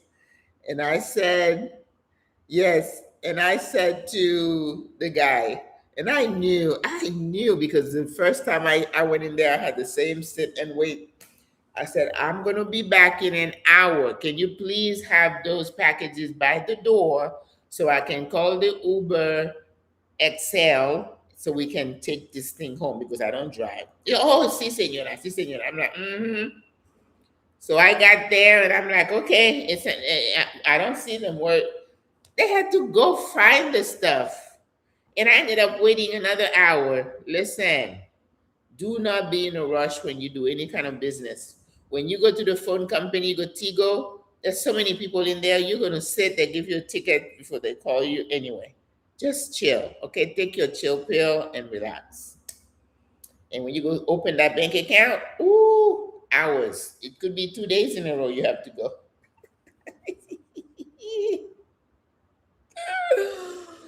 So they will come and hook up your Wi-Fi. They give you your thing, your account information, your password, your Wi-Fi password, and all that. Boom, you got your TV working. But my US number, once I step away from my home, the Wi-Fi doesn't work. The cell phone from here with the um, SIM card from here does work away from home. And that's why when they were swiping my card, the bank was calling my US number, and I didn't get the alert until I was putting the key in the door. It was like boom, boom, boom, boom. Did you authorize those? No. Oh my God. Yeah. All right. I see a helicopter passing over the water here. So that's that. The other thing to keep in mind too is that when you get your electric turned on, they're going to ask you, because that's the only way to send you your bill via email. They're going to ask your email. Okay. So you look for that. And the bill is called factura. So when you see in your email, it says factura Tigo, that means that's your Tigo bill. You click on it and you see your bill at the bottom. That's what you have to pay. Now, you can pay for certain things. I think your telephone, I don't know if you can do electric at certain stores. Inside the stores, they may, not all of them, but they may have a place where you can pay your bill. Because I know at Supermercado Rey, you can pay some stuff. I don't play around with that. When you finish getting your bank account set up, you have to set up online banking. You got to download the app on your phone. And then you set up all these on your inline banking as third parties. Here, you're going to say, do you want to pay for services? You can pay bank loans and you can pay other things, the services. So when you set up your Naturgy for your electric bill, you put your account number and all that. When the bill comes, you log onto your online banking, you click on Naturgy, bingo, the exact bill shows up for you to pay. So there is an integration between all the services and the banks here. Ta-da! That makes life so much easier. So you pay your electric, you pay your cell phone, you pay your cable, like that. And one of the banks, Banco General, they have an app called Yapi that is super popular here. I don't bank there, but I'm going to open an account just so that when I go to the market, I can just give my Yapi number, scan, boom, and then you pay. I feel like I'm in China, it's like, boop, right? So I like the fact that everything is integrated. When somebody shows you how to do that, and if you need help, you can always go to the bank and somebody's going to help you set it up. There's something called a token that they have to, every transaction generates like a number, and it has to go through before your transaction is approved. See. All right. So let's say you're paying $1,200 for your rent. You're paying $45 for your cable. Telephone is about $30. And then if you're paying about, I don't know, $75 to $100 for your electric because you're a hot mama, so you're looking at maybe $1,400, right? Then I think your next largest expense is food.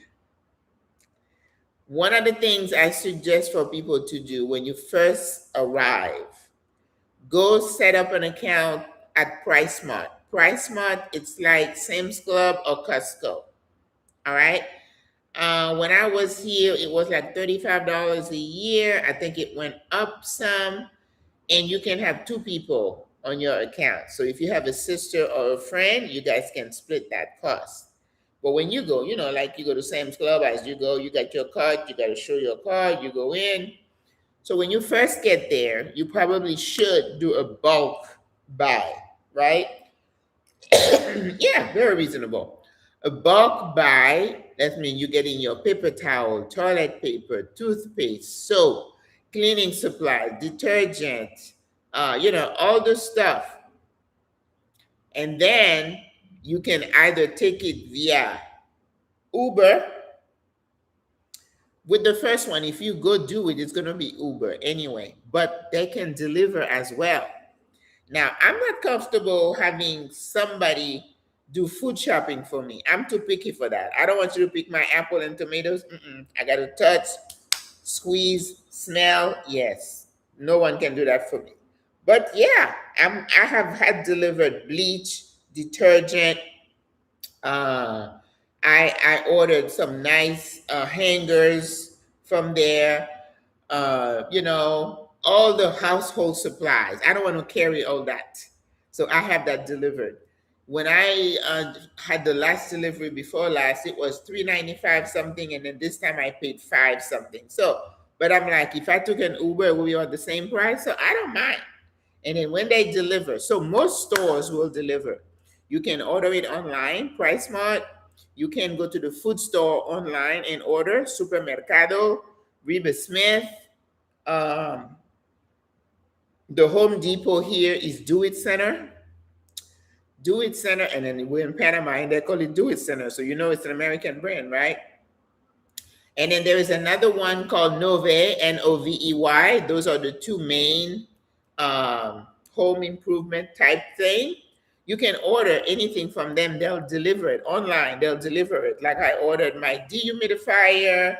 Let's see, what else have I ordered? The fan. You can order other stuff. And when they deliver it, they keep, they give you a date. And usually those are okay on time, except the first time I ordered something. What time is it? How long we've been on here? 1:36. Okay. The first time I ordered something, it came in three pieces. So they text me from the front desk. They say you have a delivery, and then what the young man will do, he'll take a picture of the box or whatever and send it to me saying it's here. I'm like, okay, gracias. So I go down and I look, I'm like, okay, they're missing something. So I call and I'm like, I didn't get on my delivery because I can't say it in Spanish. They're like, oh, sorry, senora, sorry, senora. So they said, somebody will be back with the rest of it. Well, 2 hours later, they sent me another thing saying, oh, it's down here. So I go there. It still wasn't everything. So it took 3 times to get the one delivery. That's what I said. The mañana is into everything. So it's like calmate, tranquilo. We call it here, tranquilo. It's like, it's okay. No. I was telling the student, no pasa nada. It's good. It's cool. Relax. Relax. So I like delivery. And we have people who have maybe mobility issues. And I had a lady, she kept having everything delivered. And I look at one of her haul, I'm like, I wouldn't be happy with that. I don't like the way these avocado looks. I don't like the way these tomatoes look. I'm a cook. I can't do that. But everything else I can have delivered. And I'm okay with that.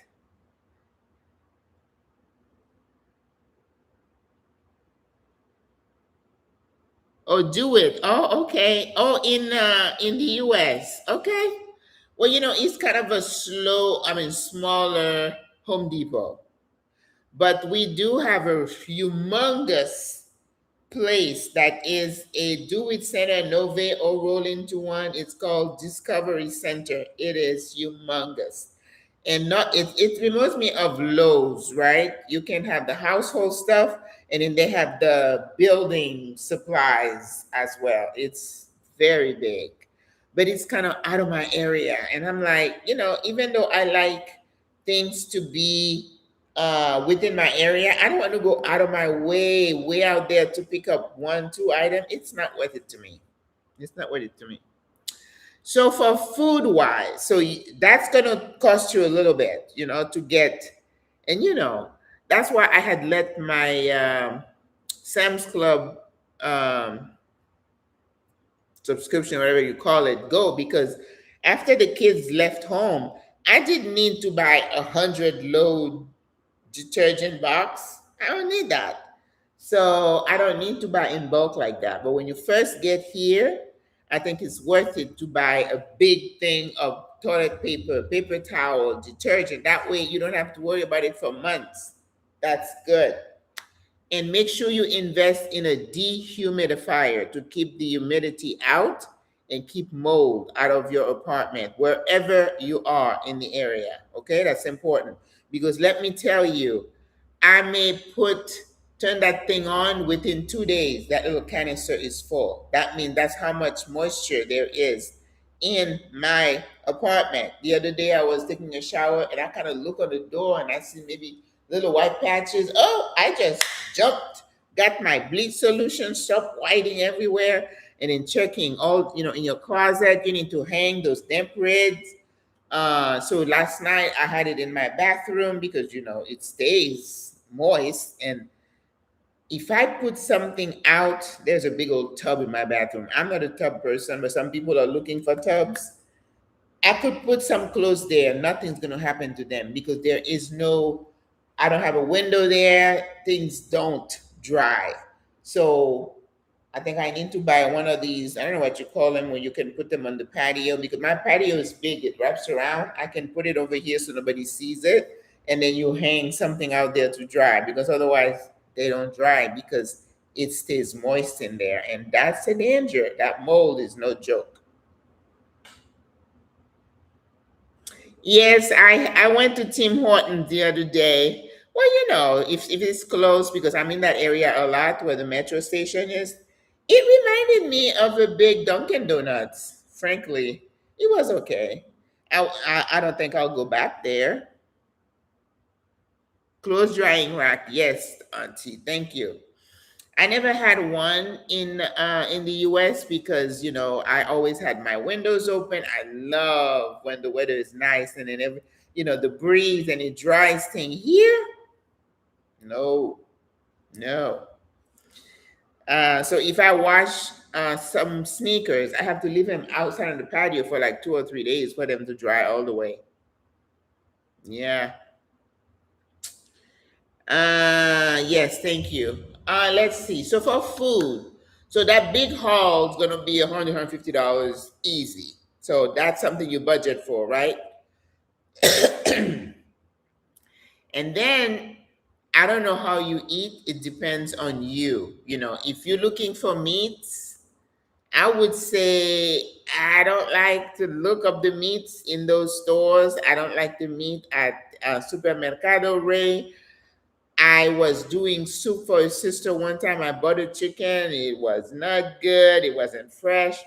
So, there is San Felipe here in the city, close to Casco Viejo in Cinco de Mayo. And it reminds me of Freshfield in Orlando, where you have one side is fruits and veggies and the other side is the meat.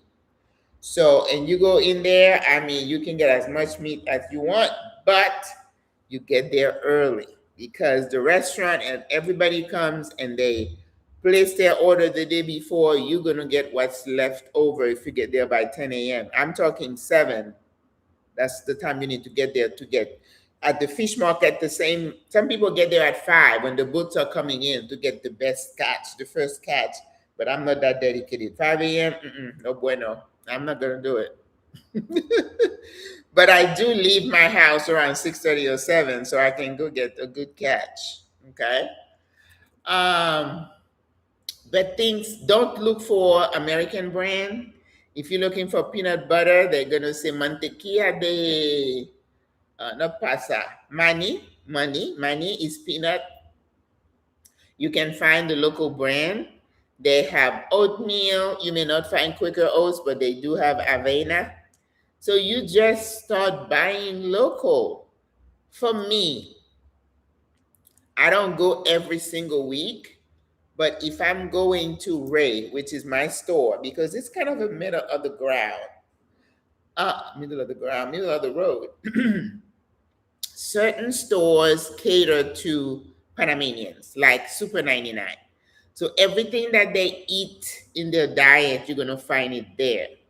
Super 99 does not cater to extranjeros, people from other countries. If you're looking for something that is from your country, you're not going to find it there. You can go to Reba Smith, you're going to find it, but you're going to pay for American brand. I find that Ray is a nice balance between the two. But like I say, I don't buy meat. I go to the fish market and get some fish. Like yesterday, I just finished that last red snapper today, and what did I have with it? Oh, I had some couscous with edamame. That was dinner. But when I go to, and I think I did do a walkthrough for you guys. They have the paper towel and stuff, which I don't need because you buy them those in bulk. And then you get into the tomato base. There's a lot of tomato based stuff here because of the Spanish culture. Tomato paste, tomato sauce is a little bit hard to find, but you find tomato paste. Pasta, lots of pasta. Again, Spain, Italian, Italy, kind of crossover. Let's see what else. Of course, when I go to the next aisle, they have lots of beans. We eat lots of beans here. Lentejas, lentils, a lot of black beans, red beans. They have a bean they call chiricano from Chiriquí, which is in the western part of the country where they grow a lot of our food. Um, Lots of rice. Listen, el arroz, I think we should bow to the arroz because they eat so much of it here. Oh my goodness. Arroz for breakfast, arroz for lunch, arroz for dinner, white rice. A lot, okay?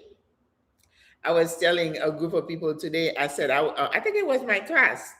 I said, I read when I was going to go to Madagascar for the Peace Corps, they said, the people, the Malagasy, they call the people there, they have the highest consumption per capita of rice around the world. And I'm like, I don't know about that. I think Panama is neck and neck because there is a lot of rice. Okay. So there's a lot of rice. But if you're looking for jasmine and stuff like that, you're gonna pay. I see it, but I don't buy it because I don't like to cook it. It's carbs for me. I'm Caribbean. I was raised with rice, but it doesn't like me. If I eat a pot of rice today and it's like the next day, I'm not. And that's why I think I'm a little bit gluten. I mean, it's not even just the gluten. It's just the carbs just swells me up. All right. So beans, lots of beans, pasta.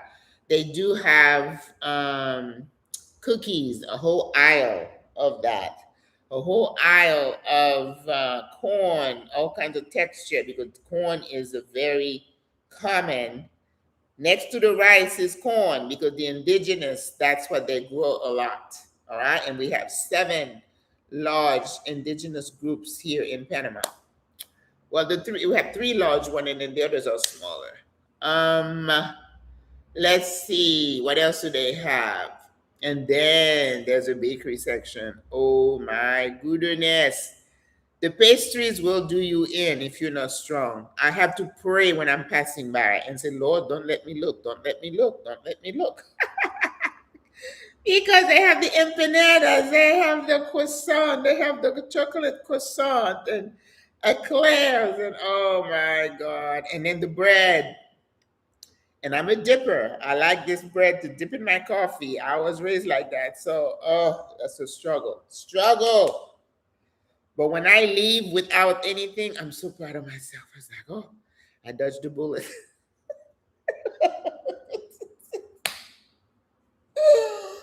Because empanada and a pastry or fried bread, that's what we eat here with coffee and breakfast. Oh my God. Lots of bread. And the bread, the first time I came here, the sliced bread. You remember Wonder Bread? Wonder Bread's got nothing on the bread here. I mean, it's heavy, it's thick, and it's good. Okay? It's good. I heard someone say the same thing about Mexico. You know, you just driving and then the whiff of the fresh bread just draws you in. And you see people standing there with a little cafe in the morning. If a Panamanian doesn't have cafe, he hasn't started his day. Cafe con, pan. Pan is cafe. Cherry cakes? I don't know what that is. What is cherry cake? They're not so much into desserts here, believe it or not. If you go to what we call a panaderia, panaderia is a bakery. You know, they'll have empanadas um, with all kinds of filling. Could be cheese, could be chicken, could be carne, which means beef, but I don't see any with veggies, okay? Vegetables are not a thing in Panamanian diets. I mean, I see them. I guess the restaurant buys them, but they not into veggies.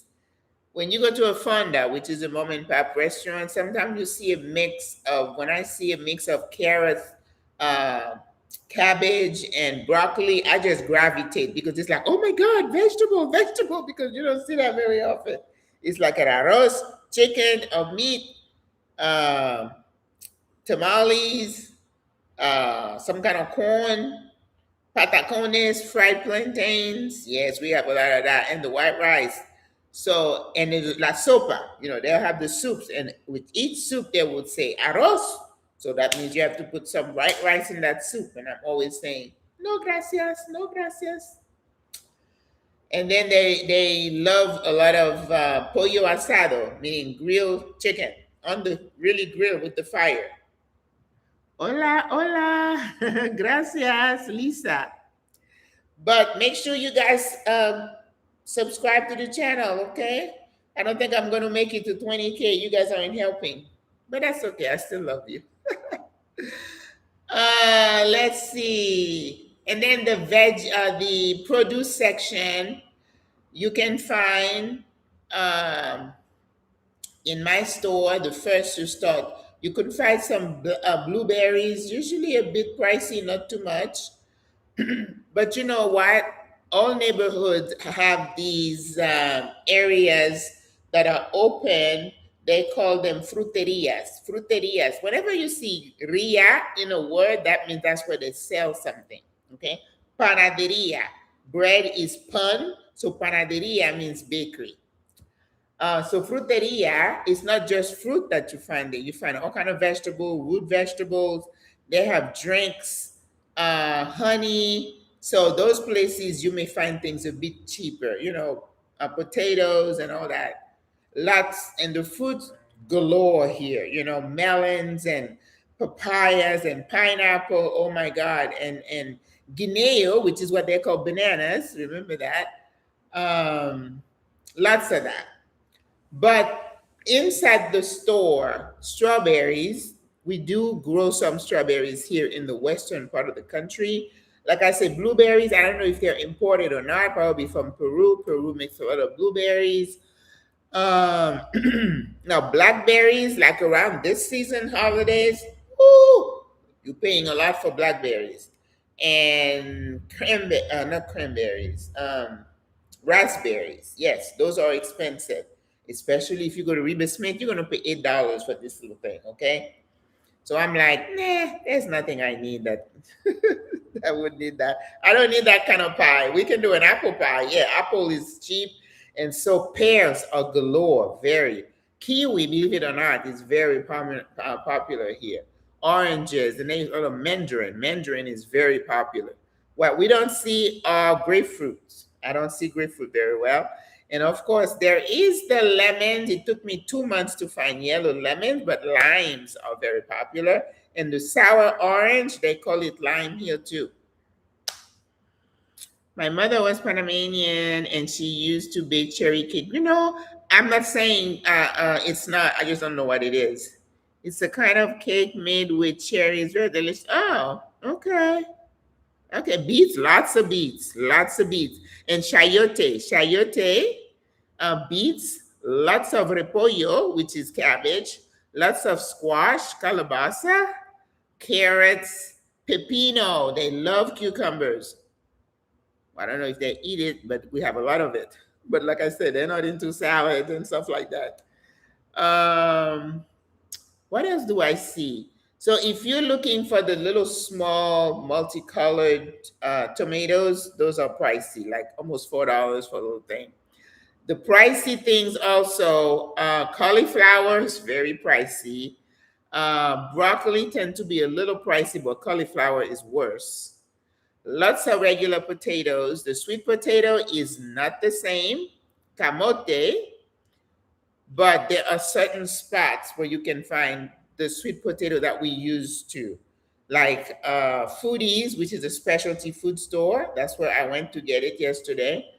And let's see, Weber Smith, I haven't tried to buy it there. I'm sure they have it. And what did I find? Oh, there's a store in El Congrejo, Fruteria Mimi. Is it easy to find different kinds of teas? I think so. Yeah, I can find my black tea, my Earl Grey, green tea, lots of green tea. But remember that we have a strong Chinese presence here in Panama City, and there is Chinatown. So if you're looking for teas, you go to Chinatown, you're going to find all kind of teas. There is, I was having my nails on the other day, and this Chinese girl said, I said, I'm looking for kimchi. I want the South Korean kimchi. I don't really like the Chinese kimchi. She's like, oh, you need to go to that express place in Chinatown, which is the El Dorado area. And she said, go, the restaurant makes the kimchi in-house because fermented veggies is good for your gut. So I make a point. I have a list of places I'm going to check restaurant. I don't even eat out. So I think my list is up to 100 and some. Panama has a lot of restaurants, just like the banks. We have 100 banks here. Yes. Blueberries. Yes. Like I said, if you're inside the store, the little, is it a pint? Might cost $3 to $4. But when I go to the outdoor neighborhood place, there's one place I get it for $1.75. So it's not bad. And strawberries are not bad because we make it here. But blackberry and raspberries, I'm pretty sure are imported. We call chayote shosho on the West Indian side. Oh, okay. Very abundant here. And I love it because it's so light and versatile, goes great in soup and stews. And of course, they're discovering, oh, it's so good for you. It's got all kind of antioxidants. I'm like, we've been eating the stuff since I was little. I don't know what you're just discovering it. But it's interesting. So usually when I go to Ray, what do I get? I get the pears because they're usually cheap. The green pears, not the anjou. I'm not into oranges. Mandarin, sometime when I go to Merca Panama, which is like a farmer's market, I'll get some. I usually am looking at cabbage, regular cabbage, red cabbage. They have Swiss chard that is, and great. I love Swiss chard, and you can get a big old bunch for $1.07. So I'm like, oh, I'll take one. And what they have here in Panama, sometimes when you go in there and they'll have a vacuum pack mix. It's a soup mix. And in there, you're going to have chayote, you're going to have yam, you're going to have carrots, you're going to have yuca, and squash. And then if you just put that in with some chicken or something and you have soup. So they have a lot of those here. And yams are very big here, especially the national dish is a soup called el sancocho. Sancocho originates from, of course, Africa, and every country in the Caribbean, the Americas, South Central America, they have a version. We, as Haitian, have a soup that we call soup jumu that we make January 1st. So I'm debating here whether I'm going to make it or not because I need some beef, like oxtail, to put in it. But it didn't agree with me last time, so I don't know if I'm going to make it or not. But I feel like I'm not paying homage to my ancestors if I don't, because that was the soup we celebrate our independence, and we were the first in the Caribbean to get independence, right? Okay. A little history lesson. Everybody forgot what Haiti's contribution was to the, and once in a while, you hear somebody talk about Colombia and all of them. They love Haitian music here in Panama. I'm still trying to figure out the connection. They love compa. They love compa. I'd be on a bus going somewhere in the interior, and here's popping, and I'm like, "What is this?" I was like, "Yeah, we love compa." I'm like, I don't understand it. Um, what else? Lots of onions and the roots and the yam. Oh, I was talking about the sancocho. El sancocho here, the national dish of Panama, is this brothy, very simple soup. They call it hangover soup as well. It's like you cook the chicken, you put the water, and then it is yam, nyame. They have different types of yam, but you have to do the nyame, which is a yam, and then you put culantro. Culantro is the flat leaf type of cilantro. They call it culantro, not the little small one that you used to. So lots of culantro and oregano. That's it. And I have a friend who's Panamanian, and I'm like, me encanta. And I made sancocho, and two Panamanian ladies said, "Oh, muy buen sancocho." And I'm like, "Oh, thank you." And even the sisters love my soup. Um, but when you put carne, which is beef in there, and I said, "Oh, el sancocho de carne," she said, "No, Maggie. El sancocho solamente viene con pollo. So just chicken. If you put any kind of other meat, it's a sopa. It's a soup." I'm like, "Oh, I stand corrected. Thank you." That's why you have to hang around the local. They keep you from making faux pas. Hi, Maggie. I tried Swiss chard because of you. Hey, all you need to do is just toss it. A little olive oil, salt and pepper, a little lemon juice. That's all. It could take you a little time to get used to it, but you could put it on the side of eggs, any kind of meat, and it's so good for you. Anything that's green, got all these antioxidants. I'm glad you liked it. And for me, it's just so easy to prepare. I just cut it up. By the time I'm talking to you, it's done because you don't want to overcook it and lose that pretty bright color. Okay, I'm glad to hear that.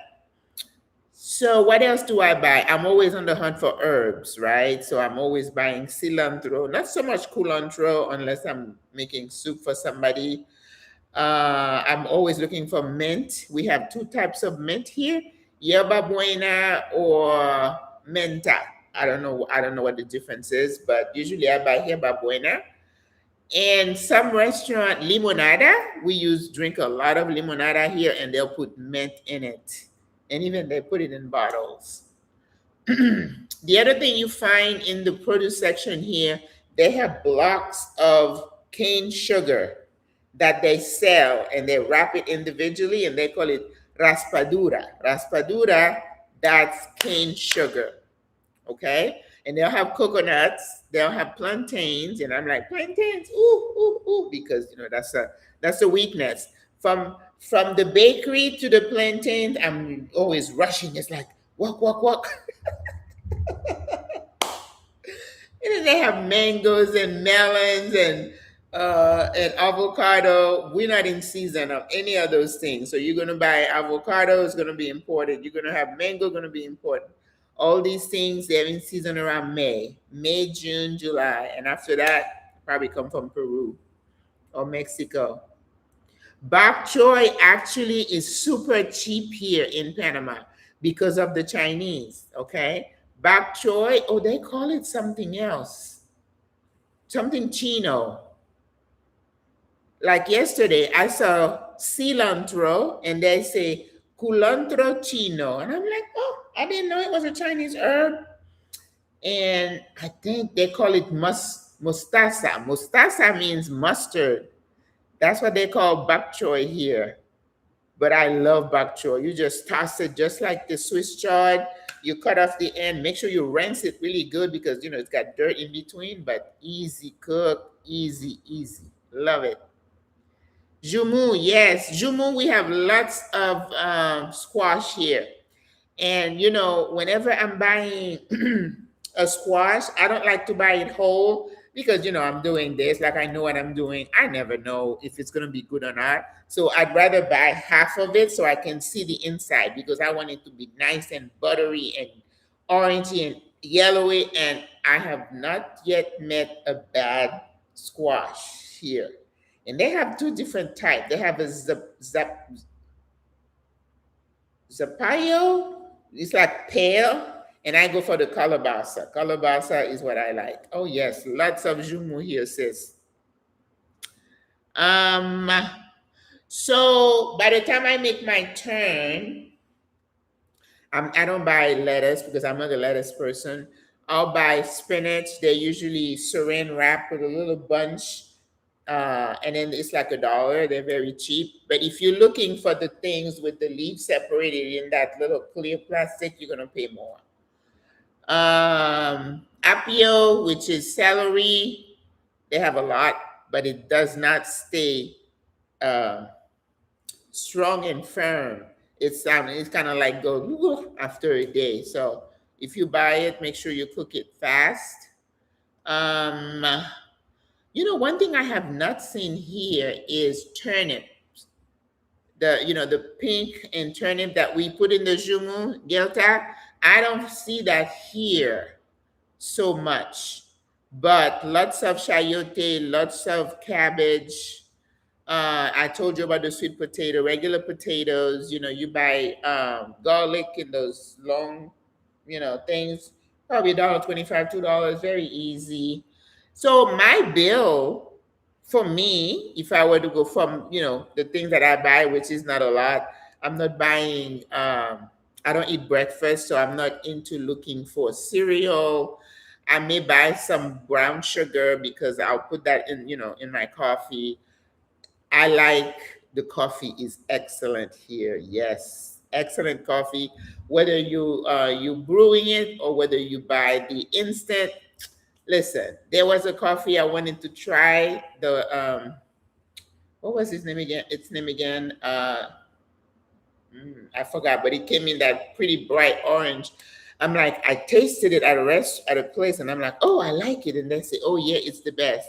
So I went and bought a small little coffee pot because I'm an instant girl.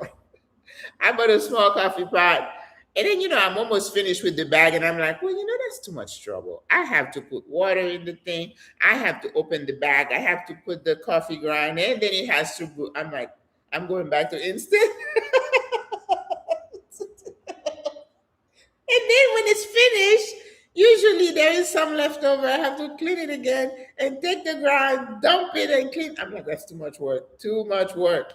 That's why they like those little individual, what do they call that machine? Uh, Cougar or whatever. Not Cougar. You know what I mean. The little machine. I did not invest in one of those, but no. So I'm good. Butternut squash are not easy to come by. It's like when you see it, you grab it, kind of like okra, nahu. That's what they call okra here, nahu. So when I go to that specialty store, like yesterday, there was some, so I'll get it when I see it. But there's no guarantee you're gonna find it. Butternut squash, sometimes I see it, sometimes I don't, because it's not something Panamanians use here. All right. And you're only going to find it in stores where they know they have some people from other countries, especially Americans. And of course, if you go to even Reba Smith, you may not find it because everybody, once they see it, they get it, right?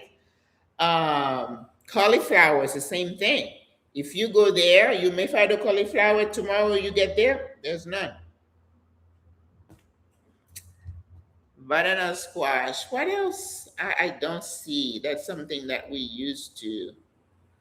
But coconut, you can find lots of coconut. I mean, not the one in the fresh one, but the fresh ones everywhere you go around the city. They call that pipa, pipa fria. Pipa is fresh coconut water. Um, let's see. So my bill usually would run between 50, 58. So for the month, I'm looking at 250 because then I have to go to the fish market and get my fish. And sometimes I have to go get my fruit like my papayas, my pineapple, but those are $1, $2 here and there. I can buy a bag of cherry tomatoes for $1. I can buy a bag. I don't use potatoes like that. But the stuff that I buy, it's like a few dollars, and then I can buy a couple of steaks of fish for like $10. So add an extra, yeah, I'm thinking about $300 a month for food. But if you're a meat eater, you got to budget for that. All right. We talked about the tea. Let's see if there is anything. We always complain about people who like grits. That's something that people complain about. And the other day I was like, oh, I see some grits from Quaker Oats, but it's the instant stuff. Yeah, I'm a cook. We don't do instant stuff like that. If you're gonna cook grits, you're gonna cook real grits. So bring your grits because that's not something you find easy here. No, it's not bad. But remember, it's just me and I eat healthier. So I'm not looking for brand names, anything. Like I don't have peanut butter in my cupboard. I don't buy a bunch of tuna fish, stuff like that. So my cost is down because of how I eat. So on Sundays, so if I cook for you in front of you guys, whatever I cook, I eat Sunday, Monday, let's say, depending on how much it is. And then the rest of the time, I'll cook some fish, I'll eat it for a couple of days. I'll throw some veggies together, or I still have some couscous left from the party. I might cook some. And then it's kind of haphazard like that. So there is no real meal, right? Do the rest of the week. I'll crack a couple of eggs and put some tomatoes on the skillet, and just that's something I'm eating. So food itself is not a big concern for me, and I don't eat out. If we have like coming, I'm going to a sister on Wednesday. She said, "Oh, make us a nice lunch." So I'm going to have lunch with her. And then we have a meeting with our sisters on Thursday. So I'm going to have some lunch. But I always go easy. I'll have like a lentil soup. The other day, oh, they have a nice Greek yogurt platter with like granola and fruits. That's amazing. So I might have that. So even when I go out, I kind of watch what I eat, because I haven't had fried fish in a while. And remember, I give myself once a month. And I haven't had croissant, but I'm not going to have it. I'm going to be good. I'm going to be good. Even though the croissant is not to the standard of a French croissant, but just all that flaky, buttery with the coffee. Oh my God. It's tough. It is tough for me. Any other questions, you guys, that I haven't answered? So if you look at your bill for the month, you're about 1,600, aren't you? 15, 1,600. And then you have to keep some cash so that you can go get your teeth cleaned, right? And oh, it's raining. I saw lightning. We forgot about transportation. You have to budget for your Uber. If you're an Uber rider, everywhere you go, you're in that Uber, you might have to budget like $75 to $100. I budget $50. My Metro card that takes me on the metro and the bus, if I put $20 on it, if I charge it, it will last me for the month. And then the few times that I use Uber, I prefer to use the metro, which is 2 blocks from my where I am, because it's a fast, easy, no traffic. The buses, depending on where I'm going, I have to take a bus, but I stay away during traffic, rush hours, because it's like stop and go, stop and go. The traffic in the city can be pretty bad.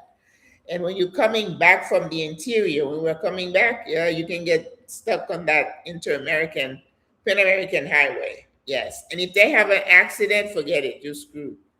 Everybody at a stop and you can't go anywhere. Yeah. So, no. And we're having the third metro line. It's going to start early 2026. We can't wait. And there's a sister here who shows newcomers how to use the metro. I did a video with Barbara. Barbara said, "You're not going to find me when that metro line opens." I'm going to say to Barbara, I said, we have to have an inaugural trip where all of us are like, yay, they were talking about doing those cable things in one of the communities like they do in Colombia, and I'm like, no, I don't like height. I'm not gonna get on those. But we're having there's plan for a fast train to connect the city to David. Now we don't know when that's gonna be. It's gonna be a multi-year kind of thing, but that's exciting because it's gonna open Panama up. So Panama is doing its thing. I should be ready to move by the end of 2026. Great. I told myself I cannot move until I have 50,000. Okay. Okay. Well, if that's a goal for you, sis, that's good. And that's another thing people encourage you to do when you come here. Make sure you have a little cushion, in case things happen. And, I'm not going to talk about healthcare because that's a whole ball of wax here. The older you are, the more difficult it is to get insurance here. In fact, I'm in the process of filling out an application. For me, I think I've decided to go with this company out of Venezuela because it's like regional. I was going to drop my Medicare Advantage, but I decided not to mess with it. Just leave it.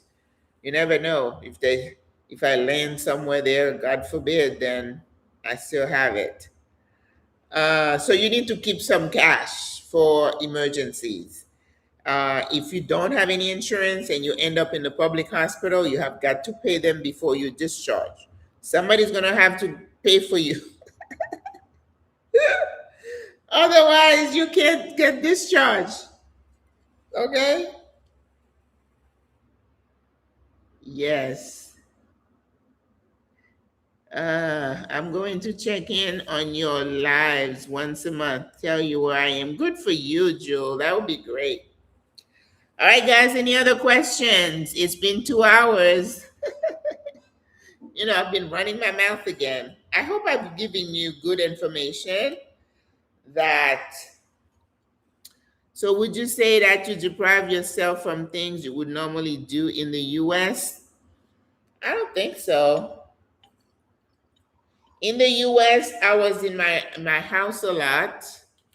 I still travel. The last time I traveled was February. I think I'd like to do 1 to 2 trips a year. I'm getting to the age where I don't enjoy long flights. So going across the ocean, and I do want to do an Asia trip. I want to go to China and South Korea. So I'm going to have to bite the bullet and do that. I don't know when I'm going to do that. But otherwise, I want to visit the countries closer here, like in South America, Central America, Mexico, and some of those places. Deprive myself.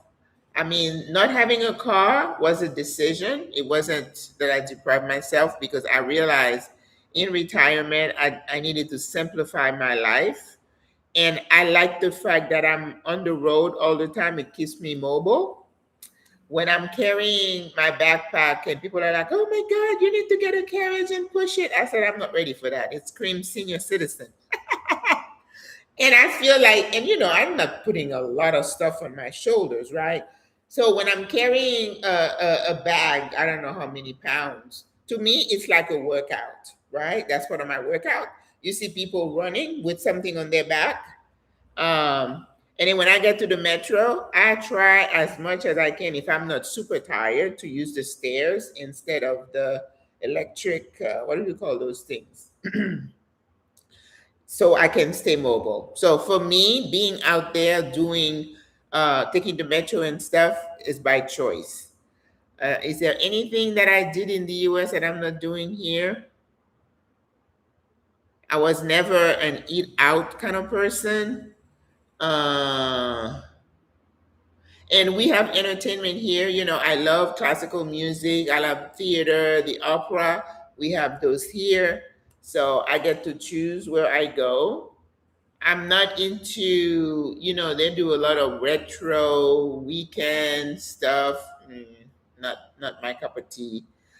They have some live shows. It depends. I like quiet entertainment.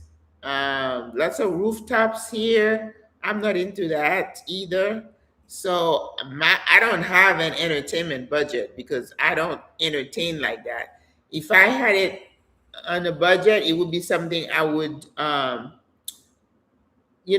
put aside for trips if I decide to. Like I was thinking of going to Chile in January, but I don't know, I may go back to Peru just because I love Peru that much and I love, I'm a cook. So the culinary scene over there, I mean, the food is whew. So if you're looking, you don't see me in Panama, I'll be in Peru. Just because of the food. ah, instant yuck, what is that? Emergency urgent care. Oh, you got to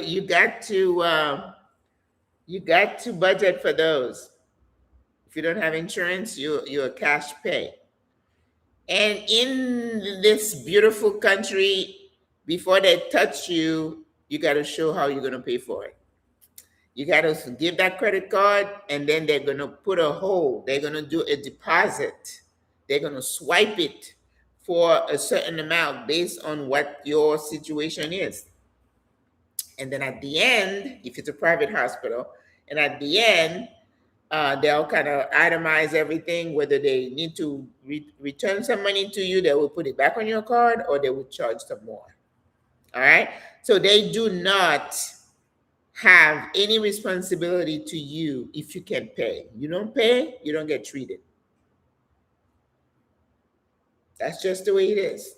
So if you don't have any cash, you call a sister or somebody. I was in the emergency room with a sister, and she was in there, and they said, "Oh, you her friend. Here's the thing we need you to pay for, and then come back to me, show me that it was paid, and then we'll put the IV in. Then we'll do the lab work." It's a different mindset, and don't criticize. That's just the way it is. Hospitals or businesses here, there is no not for profit, for profit. That's not a notion here. You want service, you pay, or you show your insurance card. Yeah. Did you get bugged? No, I do not, because I'm on the 38th floor. The higher you are, it's hard for those bugs to crawl those stairs. The lower you are, the more likely you're going to have bugs. Yes, that's why when you by the beach and you're in the mountains, yeah, over here, I've seen mountain lions at night. They have jaguars here. They have an increased number of crocodiles in the streams and stuff. They have iguanas that are this big, snakes, scorpions in people's beds. No. Mosquitoes, no mosquitoes that high. Nope, mosquitoes are down. So when you go down in the evening, boy, they're waiting for you. And I went to the beach, to that place. Yeah, I have bumps on my arm, even though I sprayed. So the beach areas have something they call chitras or something like that. They're like the sand flies. Oh yeah. The only thing I see up here, sometimes I see the hawks fly, and I'm like, what if one of them? I'm envisioning one of these days they're gonna get lost. Sometimes I've found a couple of injured birds on the patio, but then the first place I ran downstairs and I told the guy, "There's a pájaro." That's what they call bird, pájaro on my so. He's like, "Bring it down here." I'm like, "I'm not touching it." Touching it. And when I came back, it had flown away. But they had those big black hawks flying. And I'm like, what if he gets lost and he comes straight into the apartment? Ooh, that would be bad. Because sometimes I do have the doors open. Oh, that's crazy. Yes, they say that the Medicare Advantage supposedly cover you for emergencies. If you present your card, they're going to call that company and get an authorization to treat you. But in the meantime, if you want to be treated, you have to give that credit card. They would swipe it. They would provide care for you while somebody is calling your insurance company, your Medicare Advantage, to get authorization to treat, right? Assuming they get it, they initially they swipe your card, they bill you for everything, then they provide you with the claim so you can submit to your insurance company for reimbursement. And you know what that's like, right? You may or may not get reimbursed, and they try their best not to pay you. You know how it works. Now, this year, there was all in the news that, oh my gosh, they're working with this billing company, and this lady out of Boquete, Jackie, has been working on it for 5 years, she said, and these companies are going to be billing directly your Medicare Advantage. Well, the major hospital here that is associated with John Hopkins, big ads in the Facebook place. Oh, we are one of the places that's going to directly bill your managed care company. Then you don't have to give us your credit card anymore. I think it was 2 months later. They're like, oh, we're having issues with them not paying us, so we're not doing that anymore. So, credit card. So you have it, but then if you use it, then you're going to have to go through all this pain and suffering of, oh, you didn't give us this, we need this. You know how they do, string you along until you just give up. And yeah. So that's why I'm like, I'm not playing with that. So I'm going to have a plan that is an international plan, and it's like a $4,000 deductible. That means I have to pay for $4,000 for the year, and it's every year it's renewable before they can step in. And because here in Panama, you are mostly worried about the major surgical, major hospitalization. You have a heart attack, a stroke, and stuff like that, right? Because to go to the doctor, like, sister is saying, oh, I have tonsillitis, I have a cold, I have this, I have that. We pay out of pocket for those. You go to the dentist, you pay. You go to the eye doctor, you pay. You go to have hearing tests, you pay. Mammogram, you pay for all those. It's the being admitted to the hospital you worry about. But right now, I'm not telling anybody that your Medicare Advantage, which I have, is going to cover you if you have an emergency here. I can tell you that in good faith. All right? Yes, it's recommended that you pre-register with the hospital that is closest to you. Now remember, Panama has private hospital, we have public hospital. The John Hopkins affiliated is a private hospital. So they're all about their money, okay? So if you can't pay, they say, oh, then you need to go to the public hospital. Because the public hospital is very affordable, but you still have to pay for your services, pay for your IV, pay for your lab, pay for your CAT scan, but it is super affordable. This lady, the nurse gave me a list of things that she needed. There was lab, there was an ultrasound, there was a CAT scan. I think it came up to about $285. You know how much you would have paid over there? So that's why the public hospital is an option for expats, immigrants, they like us to call ourselves. So if you can't afford to go to a private hospital, you have the option. But what happens in these hospitals is that there's a long wait, because that's where the population goes. I am close to the largest public hospital here, but it's always crowded.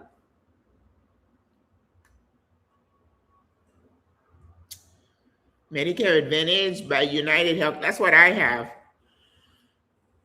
Cover ER and urgent care. I just answered that. Right now, you still have to show your credit card, and then, that guy who got killed, the CEO of United Healthcare, one of the grab that young man had was like, they're not paying for the claims.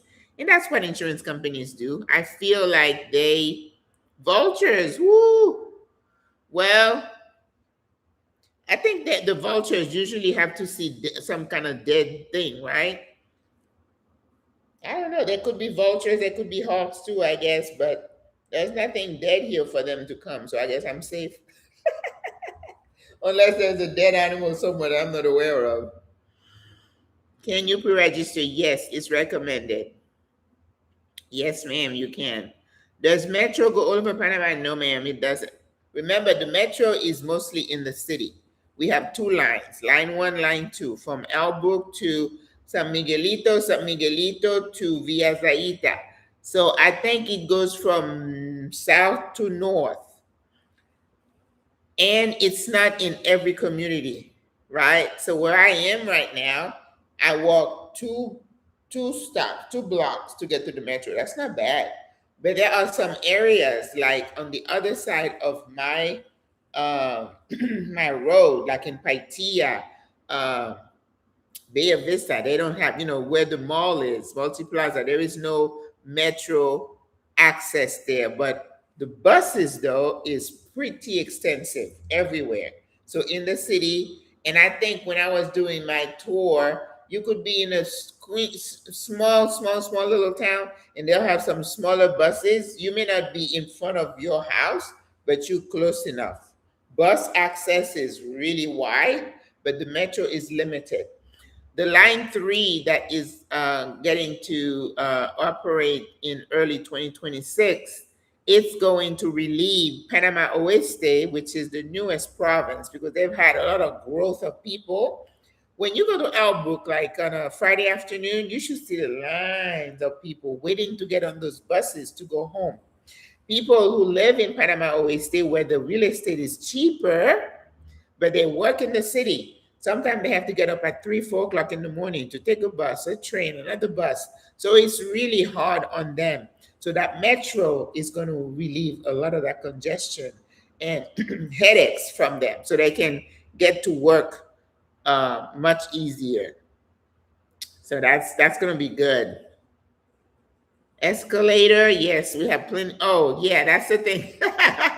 Thank you, Greta. I've just seen the little, I think there was something on TikTok about this poor lady who was trying to get on the escalator. Oh my God, that's hilarious. My mom was okay. I can't remember. She used to take him okay. But I try, and we have elevators for people who may be limited in mobility. Well, yeah, there was one station when they said the elevator wasn't working, and sometimes the escalator is out and you have to go take the steps. They say in mantenimiento, maintenance is working on it. What do you think of the Mini Med Plus travel insurance combo? I'm going to be interviewing a sister next Wednesday who has Mini Med and ended up in the hospital, the Mini Med hospital. So watch out for that information. I'm kind of like this about Mini Med. Travel insurance, definitely, I always recommend. If you're traveling, get travel insurance. If you're going to come here to stay, get travel insurance to help cover you in an emergency. And I think they go up to 6 months. And then in the meantime, try to get yourself situated with some kind of coverage. Yeah. But the Mini-Med thing has been marketed to the yin yang, $20 a month, and you get all this stuff done, but not if you're admitted to the hospital there. Because the sister I was in the hospital with at the public hospital, she did not have Mini-Med, but ended up there, and they told her to be admitted to the ICU, she needed to have a credit card bill, $6,000. Do you have that much available on your credit card? No, I don't. Well, then we're going to have to get an ambulance to send you to the public hospital. That's what they do. If you can't pay, your credit card doesn't have that much, whatever they decide to charge you, they're going to send you to a public hospital. And she was having a stroke. Are there bookstore with books in English section? I have not seen one. There is a public library by Parke Omar. One of the sisters said this last week. She's been here 17 years, so she knows. But not libraries as you think of it. But there is a library attached to that. That park is a national treasure. And I think, don't quote me, that she said there are some books in English. I saw a couple of bookstores inside the malls, and I didn't see one book in English.